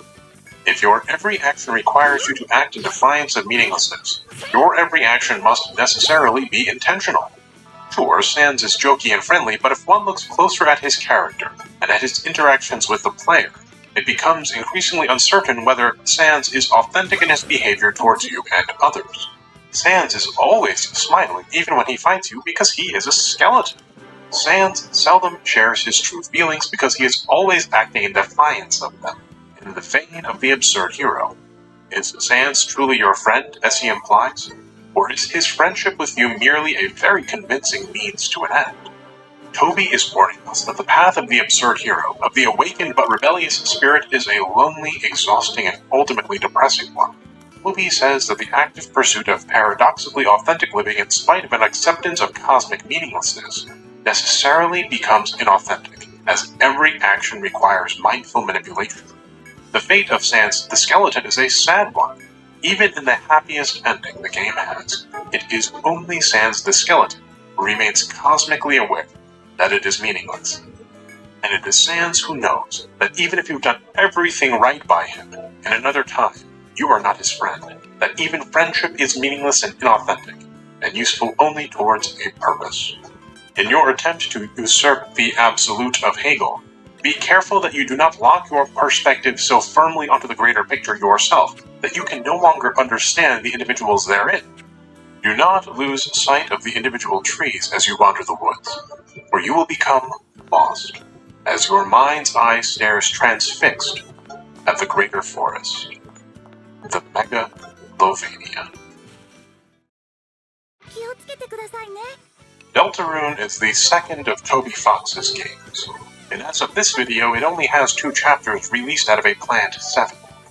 Now, Deltarune is a curious game. It's an anagram of Undertale, and that metaphor is fitting for the game as a whole. Deltarune has many of the same characters as Undertale, but the setting is completely different, and the stories of each game don't seem to have any relation to one another, except for one original string. If you've already played Undertale before playing Deltarune, the whole game is suffused with this almost eerie wrongness and uncanniness. One gets the sense while playing that there are undercurrents present that the player is unaware of.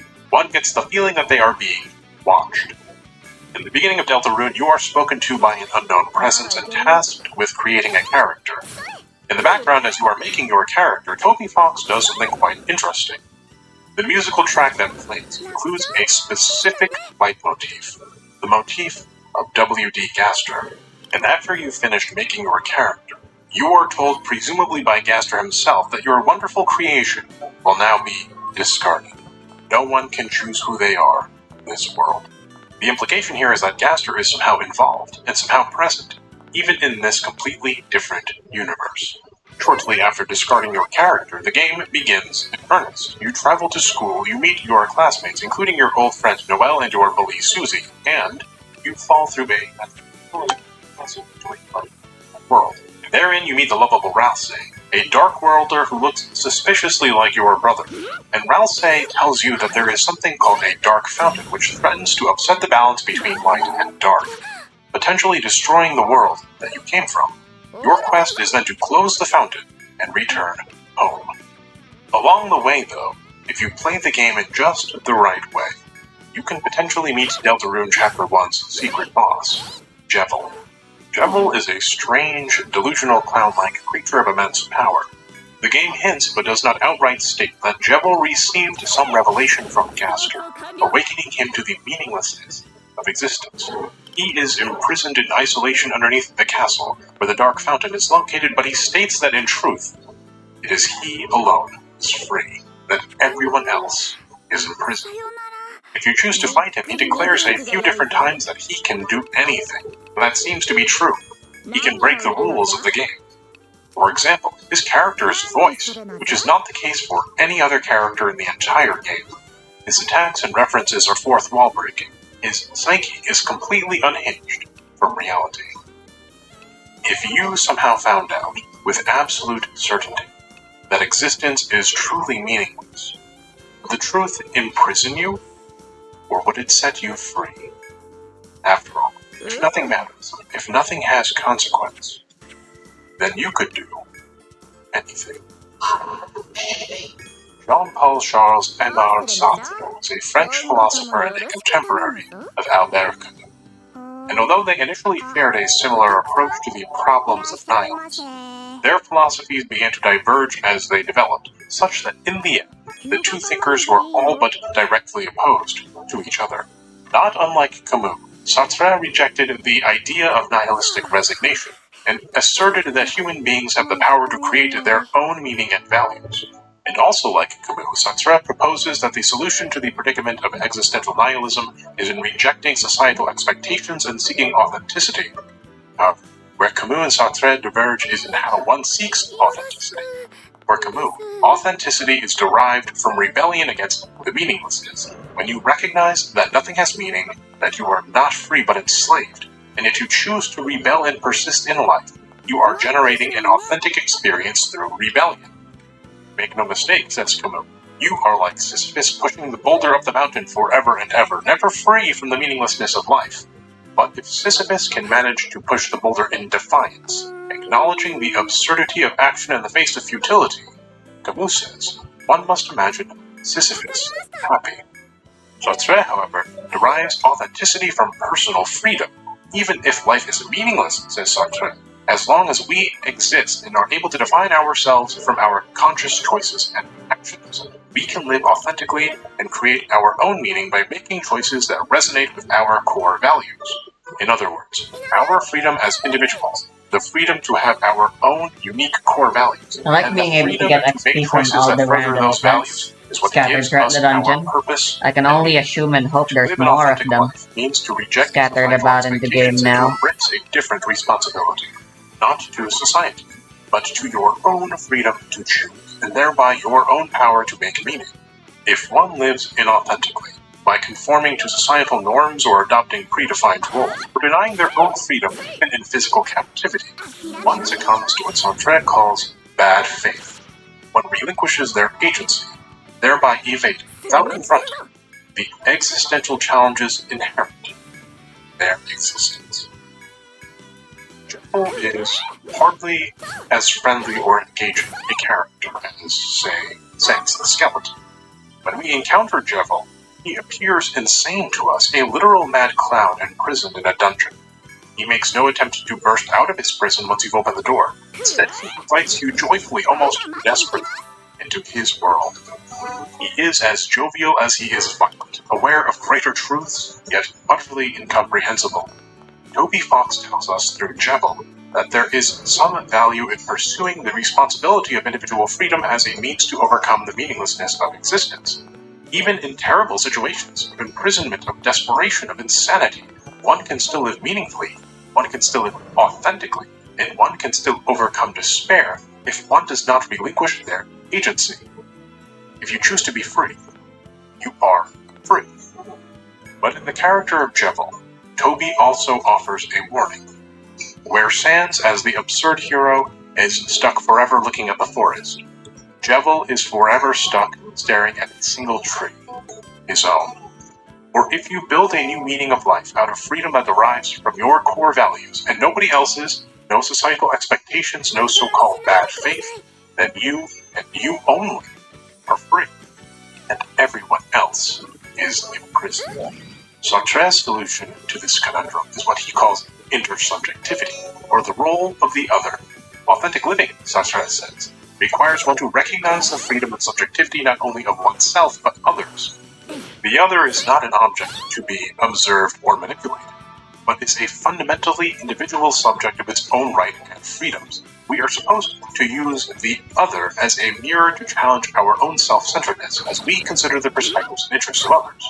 The other can be both validating and threatening to the self, and thereby to one's meaningfulness. We are supposed to navigate between projecting our autonomy, our freedom, while acknowledging the autonomy or freedom of others, which Sartre says is the basis of ethics in a meaningless world. But therein lies another problem. If you were to build your moral framework pursuant to your individual freedom, what happens when every other you encounter hasn't yet become free? Their mirror is not a reflection of themselves, it reflects society. It shows the very bad faith you are trying to avoid. But what happens is that you sink deeper into yourself, into your personal freedoms, into your meaning of life, until you alone are free, Doggy. and everyone else is imprisoned. You desperately seek to share your personal freedoms, to free others, only to find that your perspective is so alien to others that it resembles insanity, that it drives others not to liberty, but to darkness. Oh, hello. After you defeat Jekyll, close the dark fountain in the dark world, you return to the light world. Your bully Susie is now your close friend, and the two of you make plans to return to the dark world the next day. The next day comes, and this time you find yourselves entering a dark portal in the library's computer lab, emerging into a cyber world ruled by a meme queen. In the process, two of your acquaintances, your childhood best friend Noelle and your weird rival Birdblade, are kidnapped, and you, Susie, and Ralph say go on an adventure to rescue them from the heart of the cyber world. Along the way, in a dingy city alley, you encounter a funny little man living in a dumpster. He introduces himself as Spamton, and it is immediately apparent that something is very, very wrong with Spamton. He twitches erratically, and his words are periodically replaced by strange bracketed phrases. Spamton appears to be barely in control of himself. He is a caricature of a sleazy salesman mixed with something more sinister. You fight him during your first meeting, and he encourages you after the fight to meet him alone at his shop in the dump. You then have the option of continuing with Spamton's story or ignoring it completely. If you decide to assist Spamton, you get to learn a little bit more about his backstory. Spamton is a species of Dark Worlder known as an Addison, an anthropomorphized internet advertisement. Spamton struggled greatly in his work and was never successful, and yet despite his lack of success, he would always tell his fellow Addisons that one day he would become a big shot. As Spamton continued to fail, though, he became increasingly desperate for success. One day, Spamton got in contact with a mysterious someone on the phone, and with this mysterious presence's help, Spamton became immensely successful. The other Addisons noted that Spamton was often seen on the phone conversing with this unknown presence, and as Spamton became more successful, the other Addisons spent less time with him, jealous as they were of his success. Spamton's prestige soared to incredible heights. He had his own room at the Queen's Mansion, and he had deals of increasing value from TV commercials to car sales. Spamton was a big shot, at last. Until very suddenly, he wasn't. The mysterious presence guiding Spamton vanished one day, and all of Spamton's success disappeared with him. And with all of his success gone, Spamton was thrown out of the Queen's Mansion. When we find Spamton in his shop in the dump, he asks us to bring a digitized version of himself to the underground of the Queen's Mansion, where he puts into action one final plan to be a big shot. Spamton ascends to his final form, Interesting, so it's just enhancing but he is now. horrified to discover that his great, I can't powerful infuse new elements form into them. comes That kind of with sucks. strings attached. NGL. Of all the existentialist philosophers we've discussed so far, Camus, Sartre, and arguably Hegel, the one philosopher you, the viewer, are most likely to be familiar with is Friedrich Nietzsche. It is Nietzsche's work that the general public most closely associates with the idea of nihilism. You may recall Nietzsche's famous quote, "God is dead," referencing not the literal death of God, but the loss of meaningfulness that European society derived from Christianity, the result of which is nihilism. And yet, as you may also recall from earlier in this video, Nietzsche really wasn't the first person to see this coming either. Hegel, as we had mentioned, spoke about this at length, and though we did not discuss them, so did Arthur Schopenhauer and Max Stirner.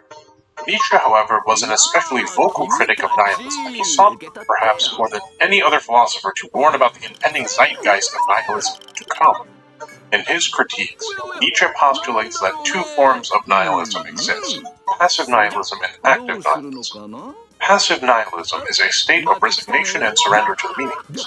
We see passive nihilism in the character of Sham from Deltarune in Chapter 1, the court wizard who was partially awakened to the meaninglessness of existence by Jevil, but who responded to this knowledge with disillusionment and surrender as opposed to action against the void. Active nihilism, on the other hand, is the way Nietzsche envisions overcoming meaninglessness. The active nihilist experiences that same existential dread and futility that the passive nihilist experiences, but instead of succumbing to despair, the active nihilist consciously destroys all of the meaningfulness in their lives, such that a blank state is created. In so doing, one becomes a free spirit, what Nietzsche calls a little tabula rasa of consciousness, so that there is again space for new things. And what does one do with this tabula rasa of consciousness, this empty vessel? Nietzsche's proposed solution is called the will to power. The will to power is the inherent drive in all living things to exert their influence and strive for growth in self-affirmation or self-value.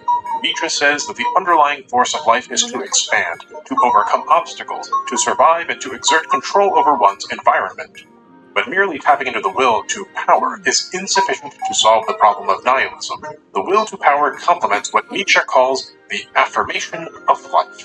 If one is to defeat cosmic meaninglessness, one must embrace the totality of the experiences of life, including both joy and suffering. By confronting and engaging with these experiences, including and perhaps especially suffering, one is able to truly commit to the will to power. After all, it is only by recognizing and engaging with your suffering that you can hope to power through it and become more powerful. The conquest of struggles and suffering through the will to power is what Nietzsche calls self-overcoming. If one constantly seeks to surpass their limitations, embrace their suffering, and cultivate their strengths to their fullest potential, one can then overcome themselves to live into their fullest experience, into their fullest existence. A state of being that Nietzsche calls the Übermensch, or in English, the Superman. The Übermensch is a person who has transcended conventional morality by fully embracing the will to power. They have conquered themselves and are capable of self-overcoming.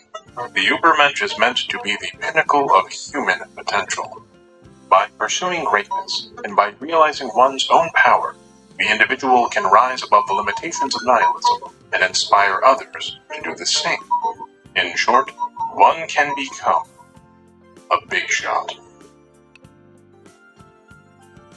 Spamton is a unique character even amongst Toby Fox's villains, in that Spamton is the only character who truly cares only about himself.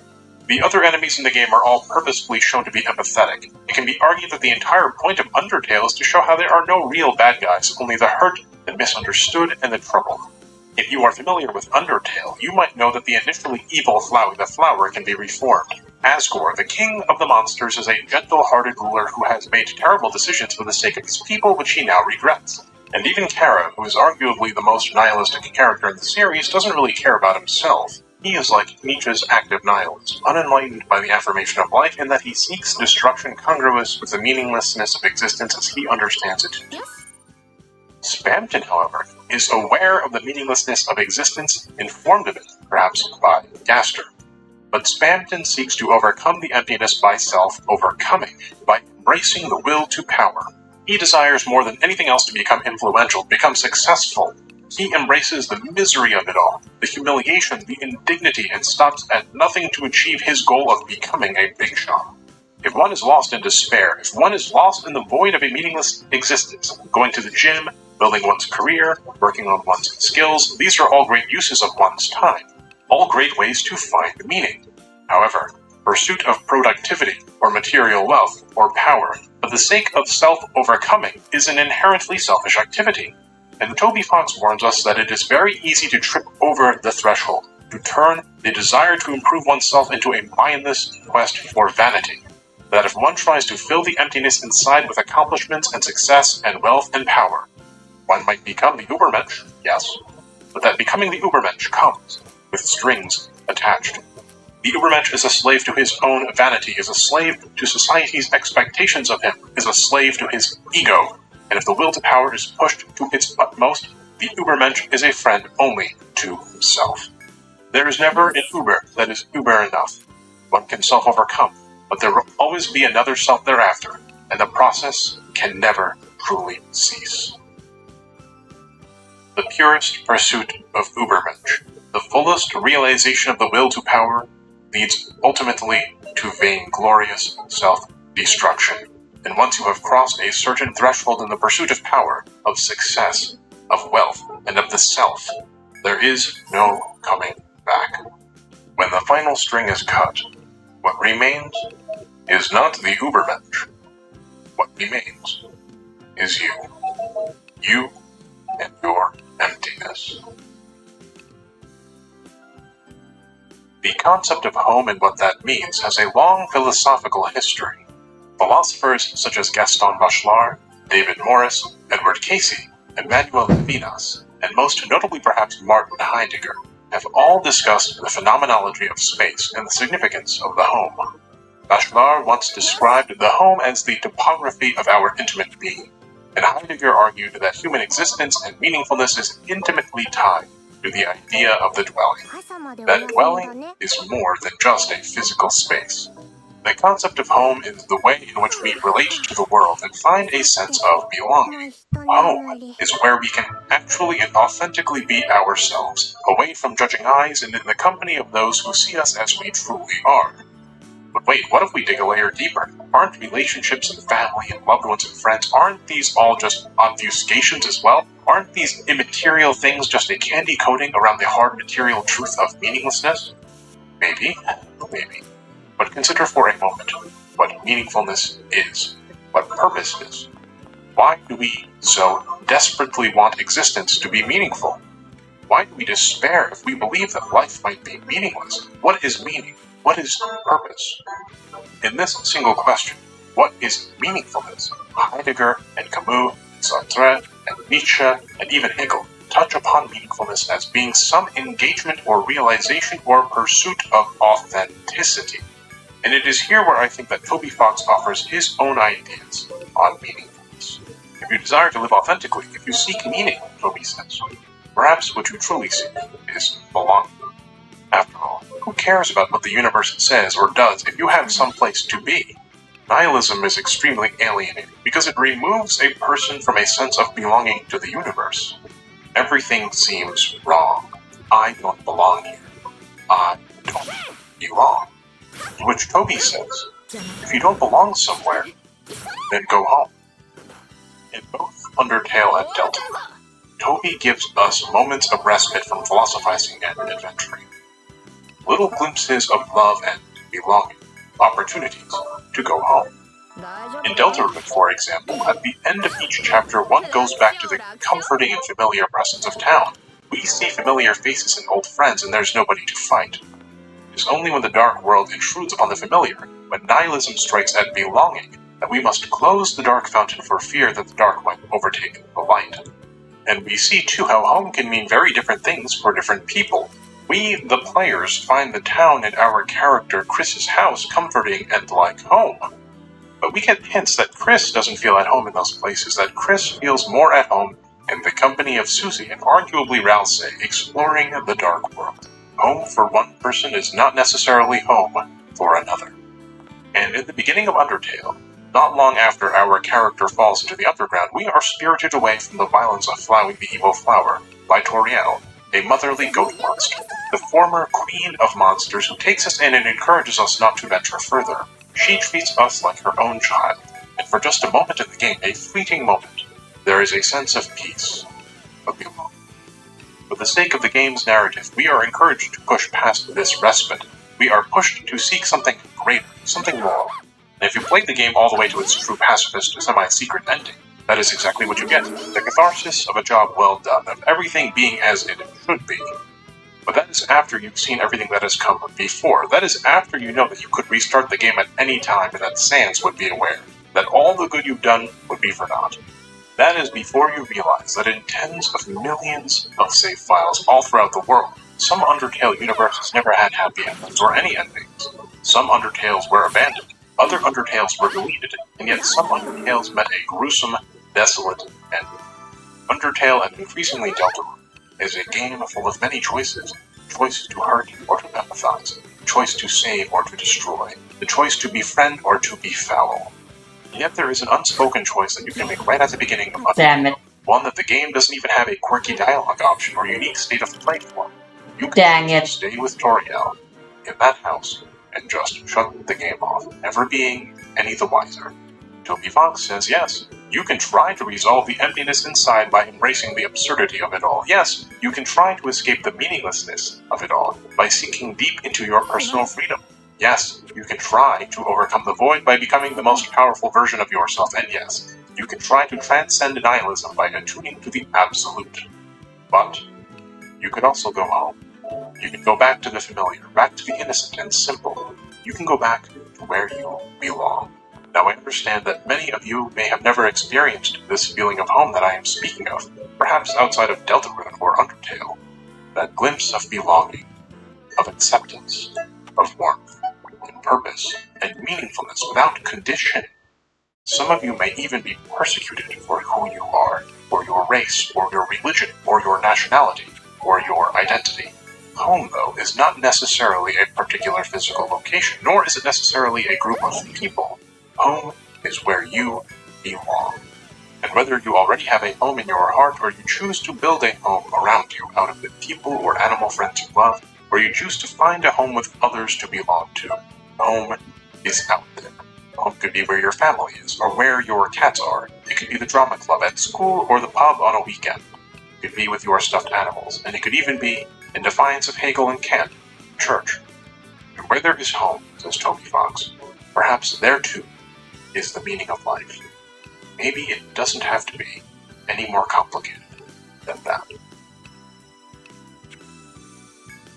The distance and coldness of modern existence contributes substantially to the power of nihilism over our lives. Nothing feels authentic because nothing is authentic. We are constantly being marketed to, constantly being deceived, being told that we are not good enough, and being sold places to belong. We are told what we should be by machine men with machine minds and machine hearts. We may live in houses, but we are denied the comfort of home. You struggle to find a home, a place to belong, and thereby a reason to live. Maybe this is a good time to think about building that home around you, finding like minds, meditating or praying, perhaps, maybe adopting a cat, or a friend group, or a stuffed shark, depending on your circumstances. And if you are in a situation where the place that should be home is filled with suffering instead of belonging, or if you are being denied a home by matters outside of your control, keep in mind, even in that darkness, there is a light inside your soul. The place where you belong is out there. Home is waiting for you. Which reminds me, I have a little gift for you. My dear friend Dawn, a professional baker who works at Boutique Resorts, has provided me with her personal recipe for homemade butterscotch cinnamon pie to share with all of you. Please give it a try and enjoy. There's a link to the recipe in the description. It's the only additional reading that I'm providing for this video. And please don't forget to check out my link to Raid Shadow Legends or scan the QR code. You'll get incredible bonuses and an exciting epic champion. Our sponsors are a big help to Moon Channel, so thank you for giving Raid a try. I've been your host, Louie. Thank you for tuning in to Moon Channel. Don't forget, I'm with you in the dark.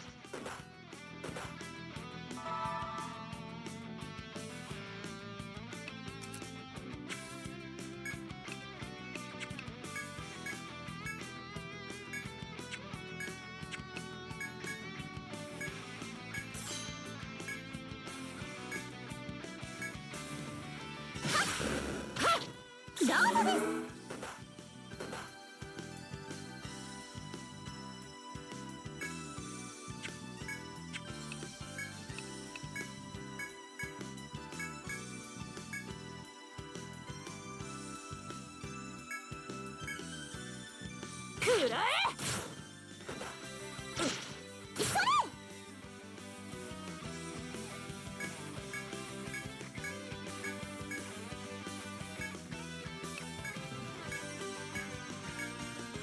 大丈夫か。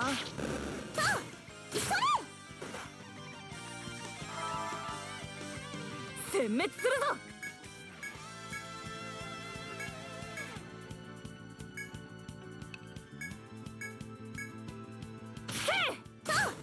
敵沈黙を確認。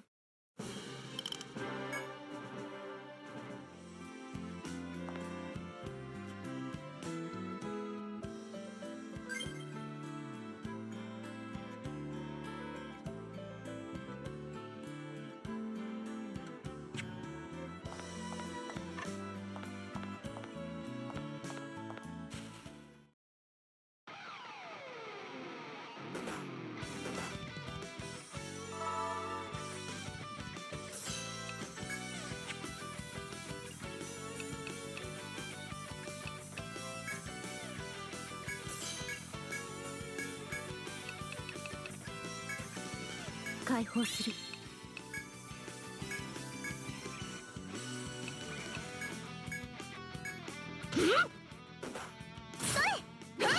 とどめ。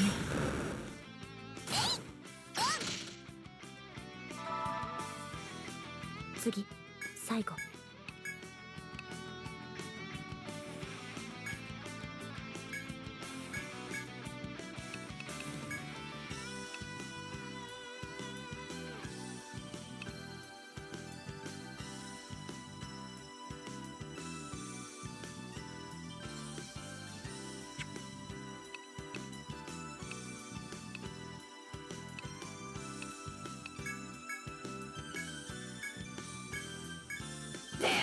邪魔。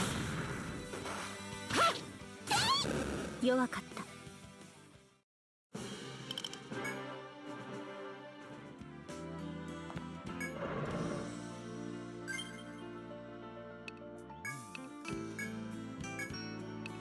ありがとう。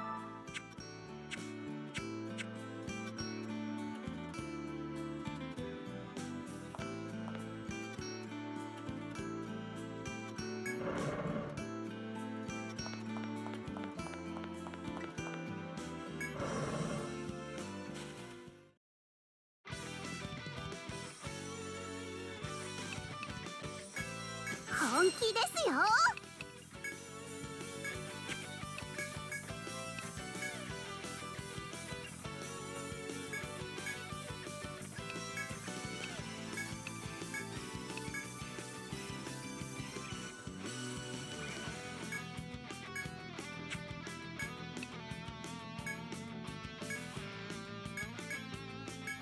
いけるな。はあ、諦めませんよ。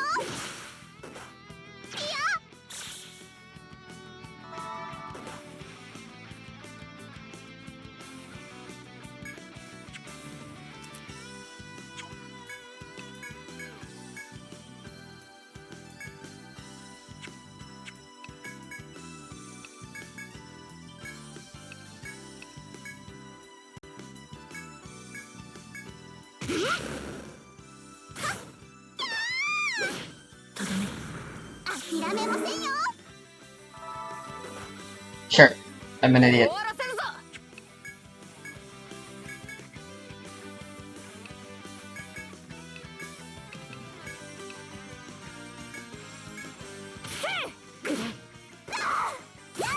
まだいけるな。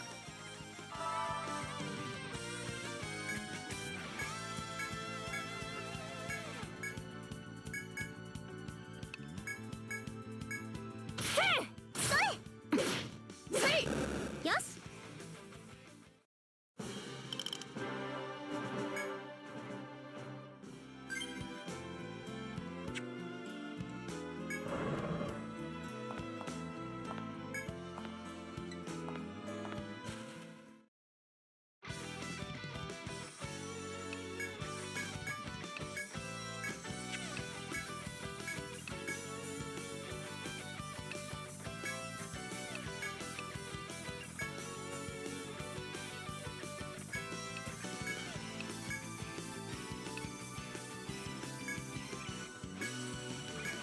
いけるな。まだいけるな。終わり。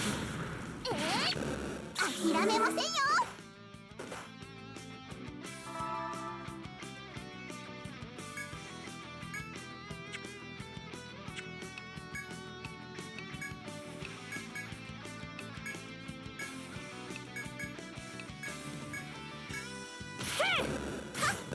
楽勝楽勝。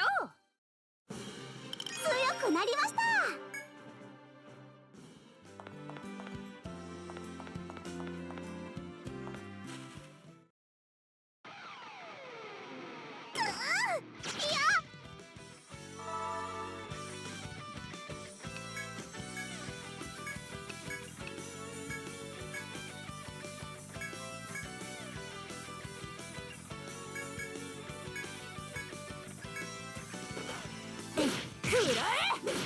諦めませんよ。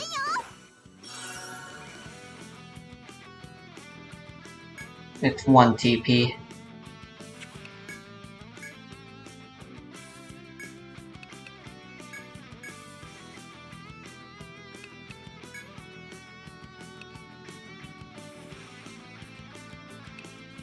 反撃準備だ。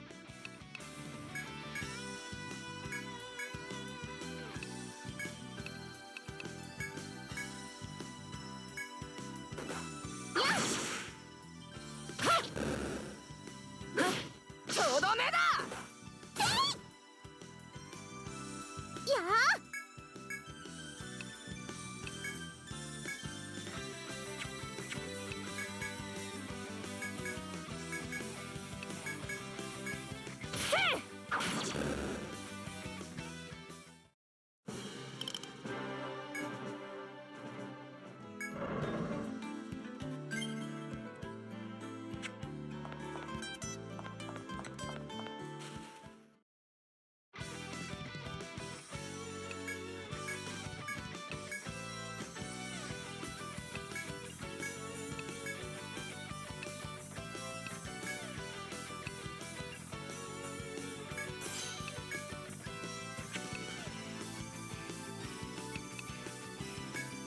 解放する。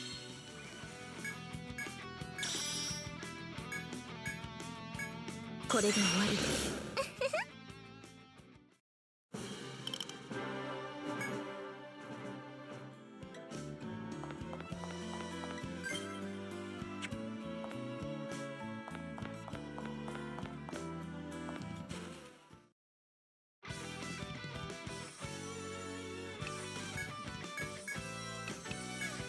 はあ。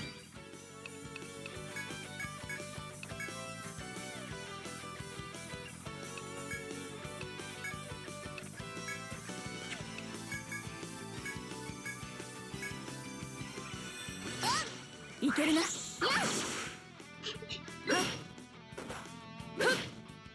めませんよ。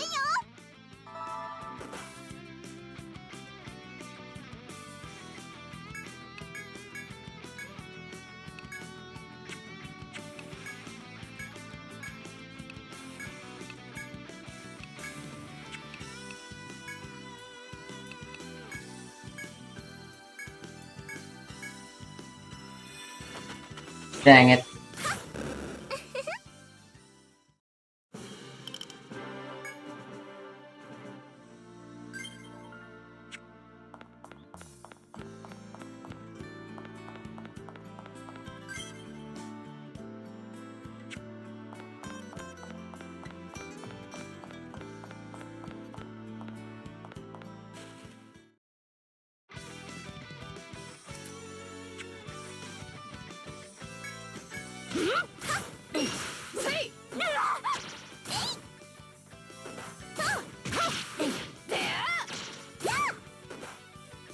God damn it.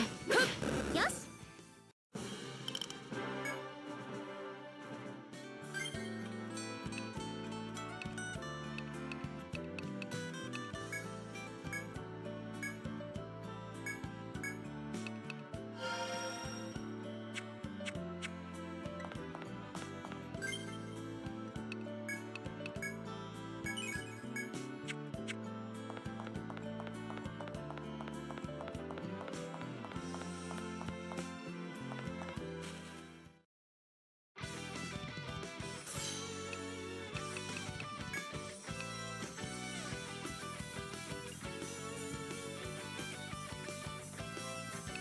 全力です。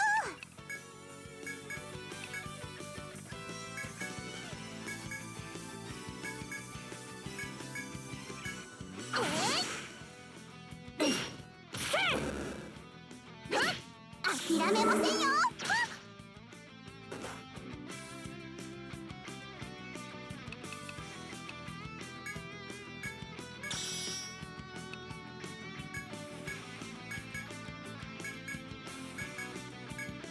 みんなを応援します。まだまだいけます。やったぞ。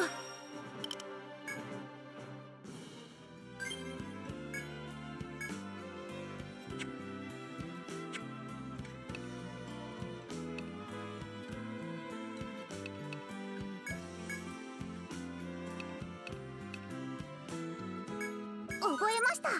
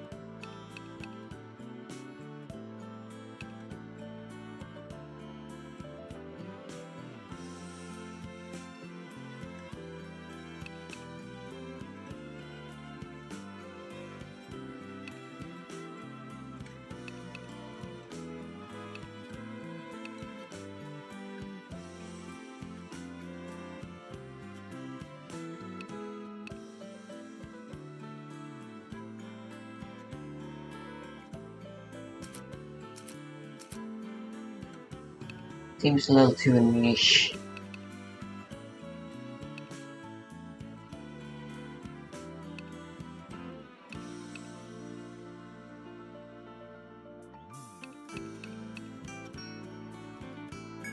Ah.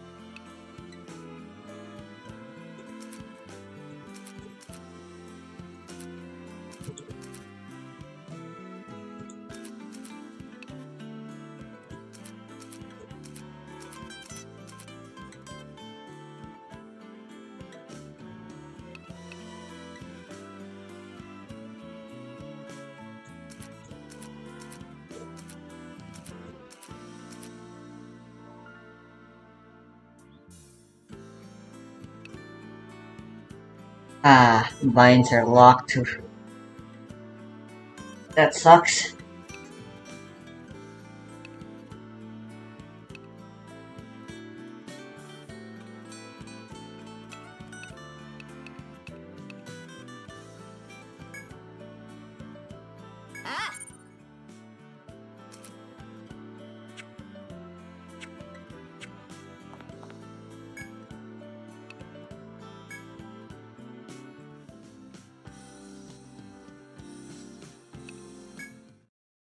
いらっしゃい。なんじゃ、お主たちか。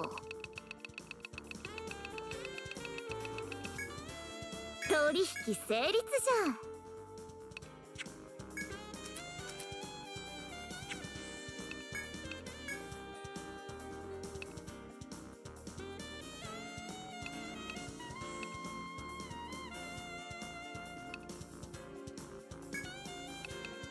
うむ。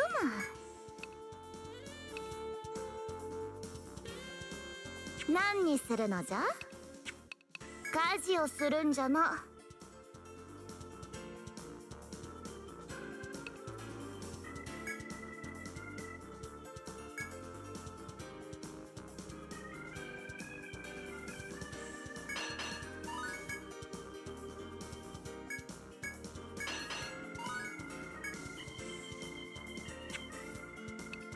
なんじゃ？何にするのじゃ？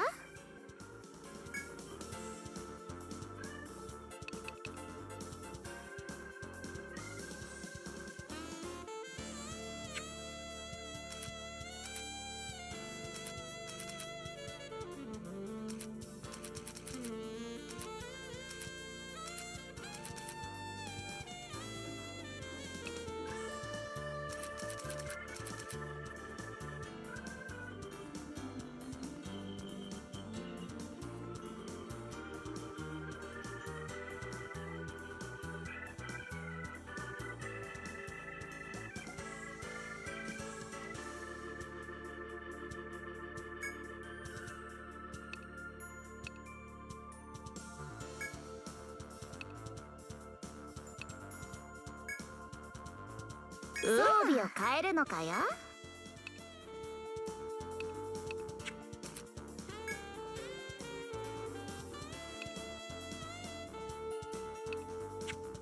何にするのじゃ？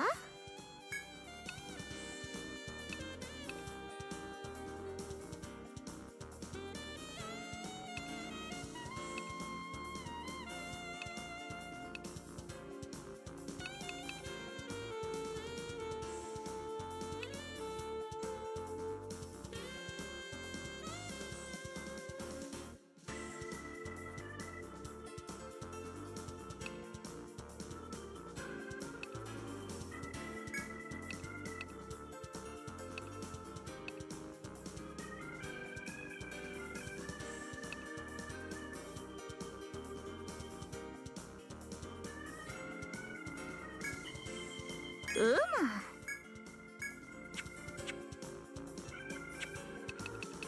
装備を変えるのかよ。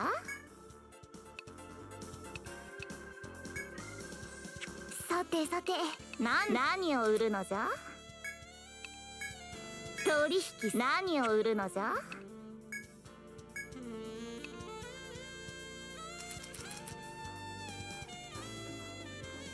何にすなんじゃ？何にするのじゃ？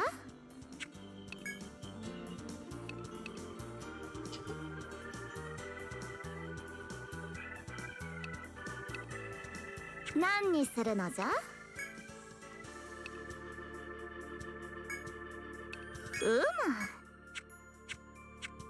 む。毎度あり。はあ、はいはい。朝までお休みだね。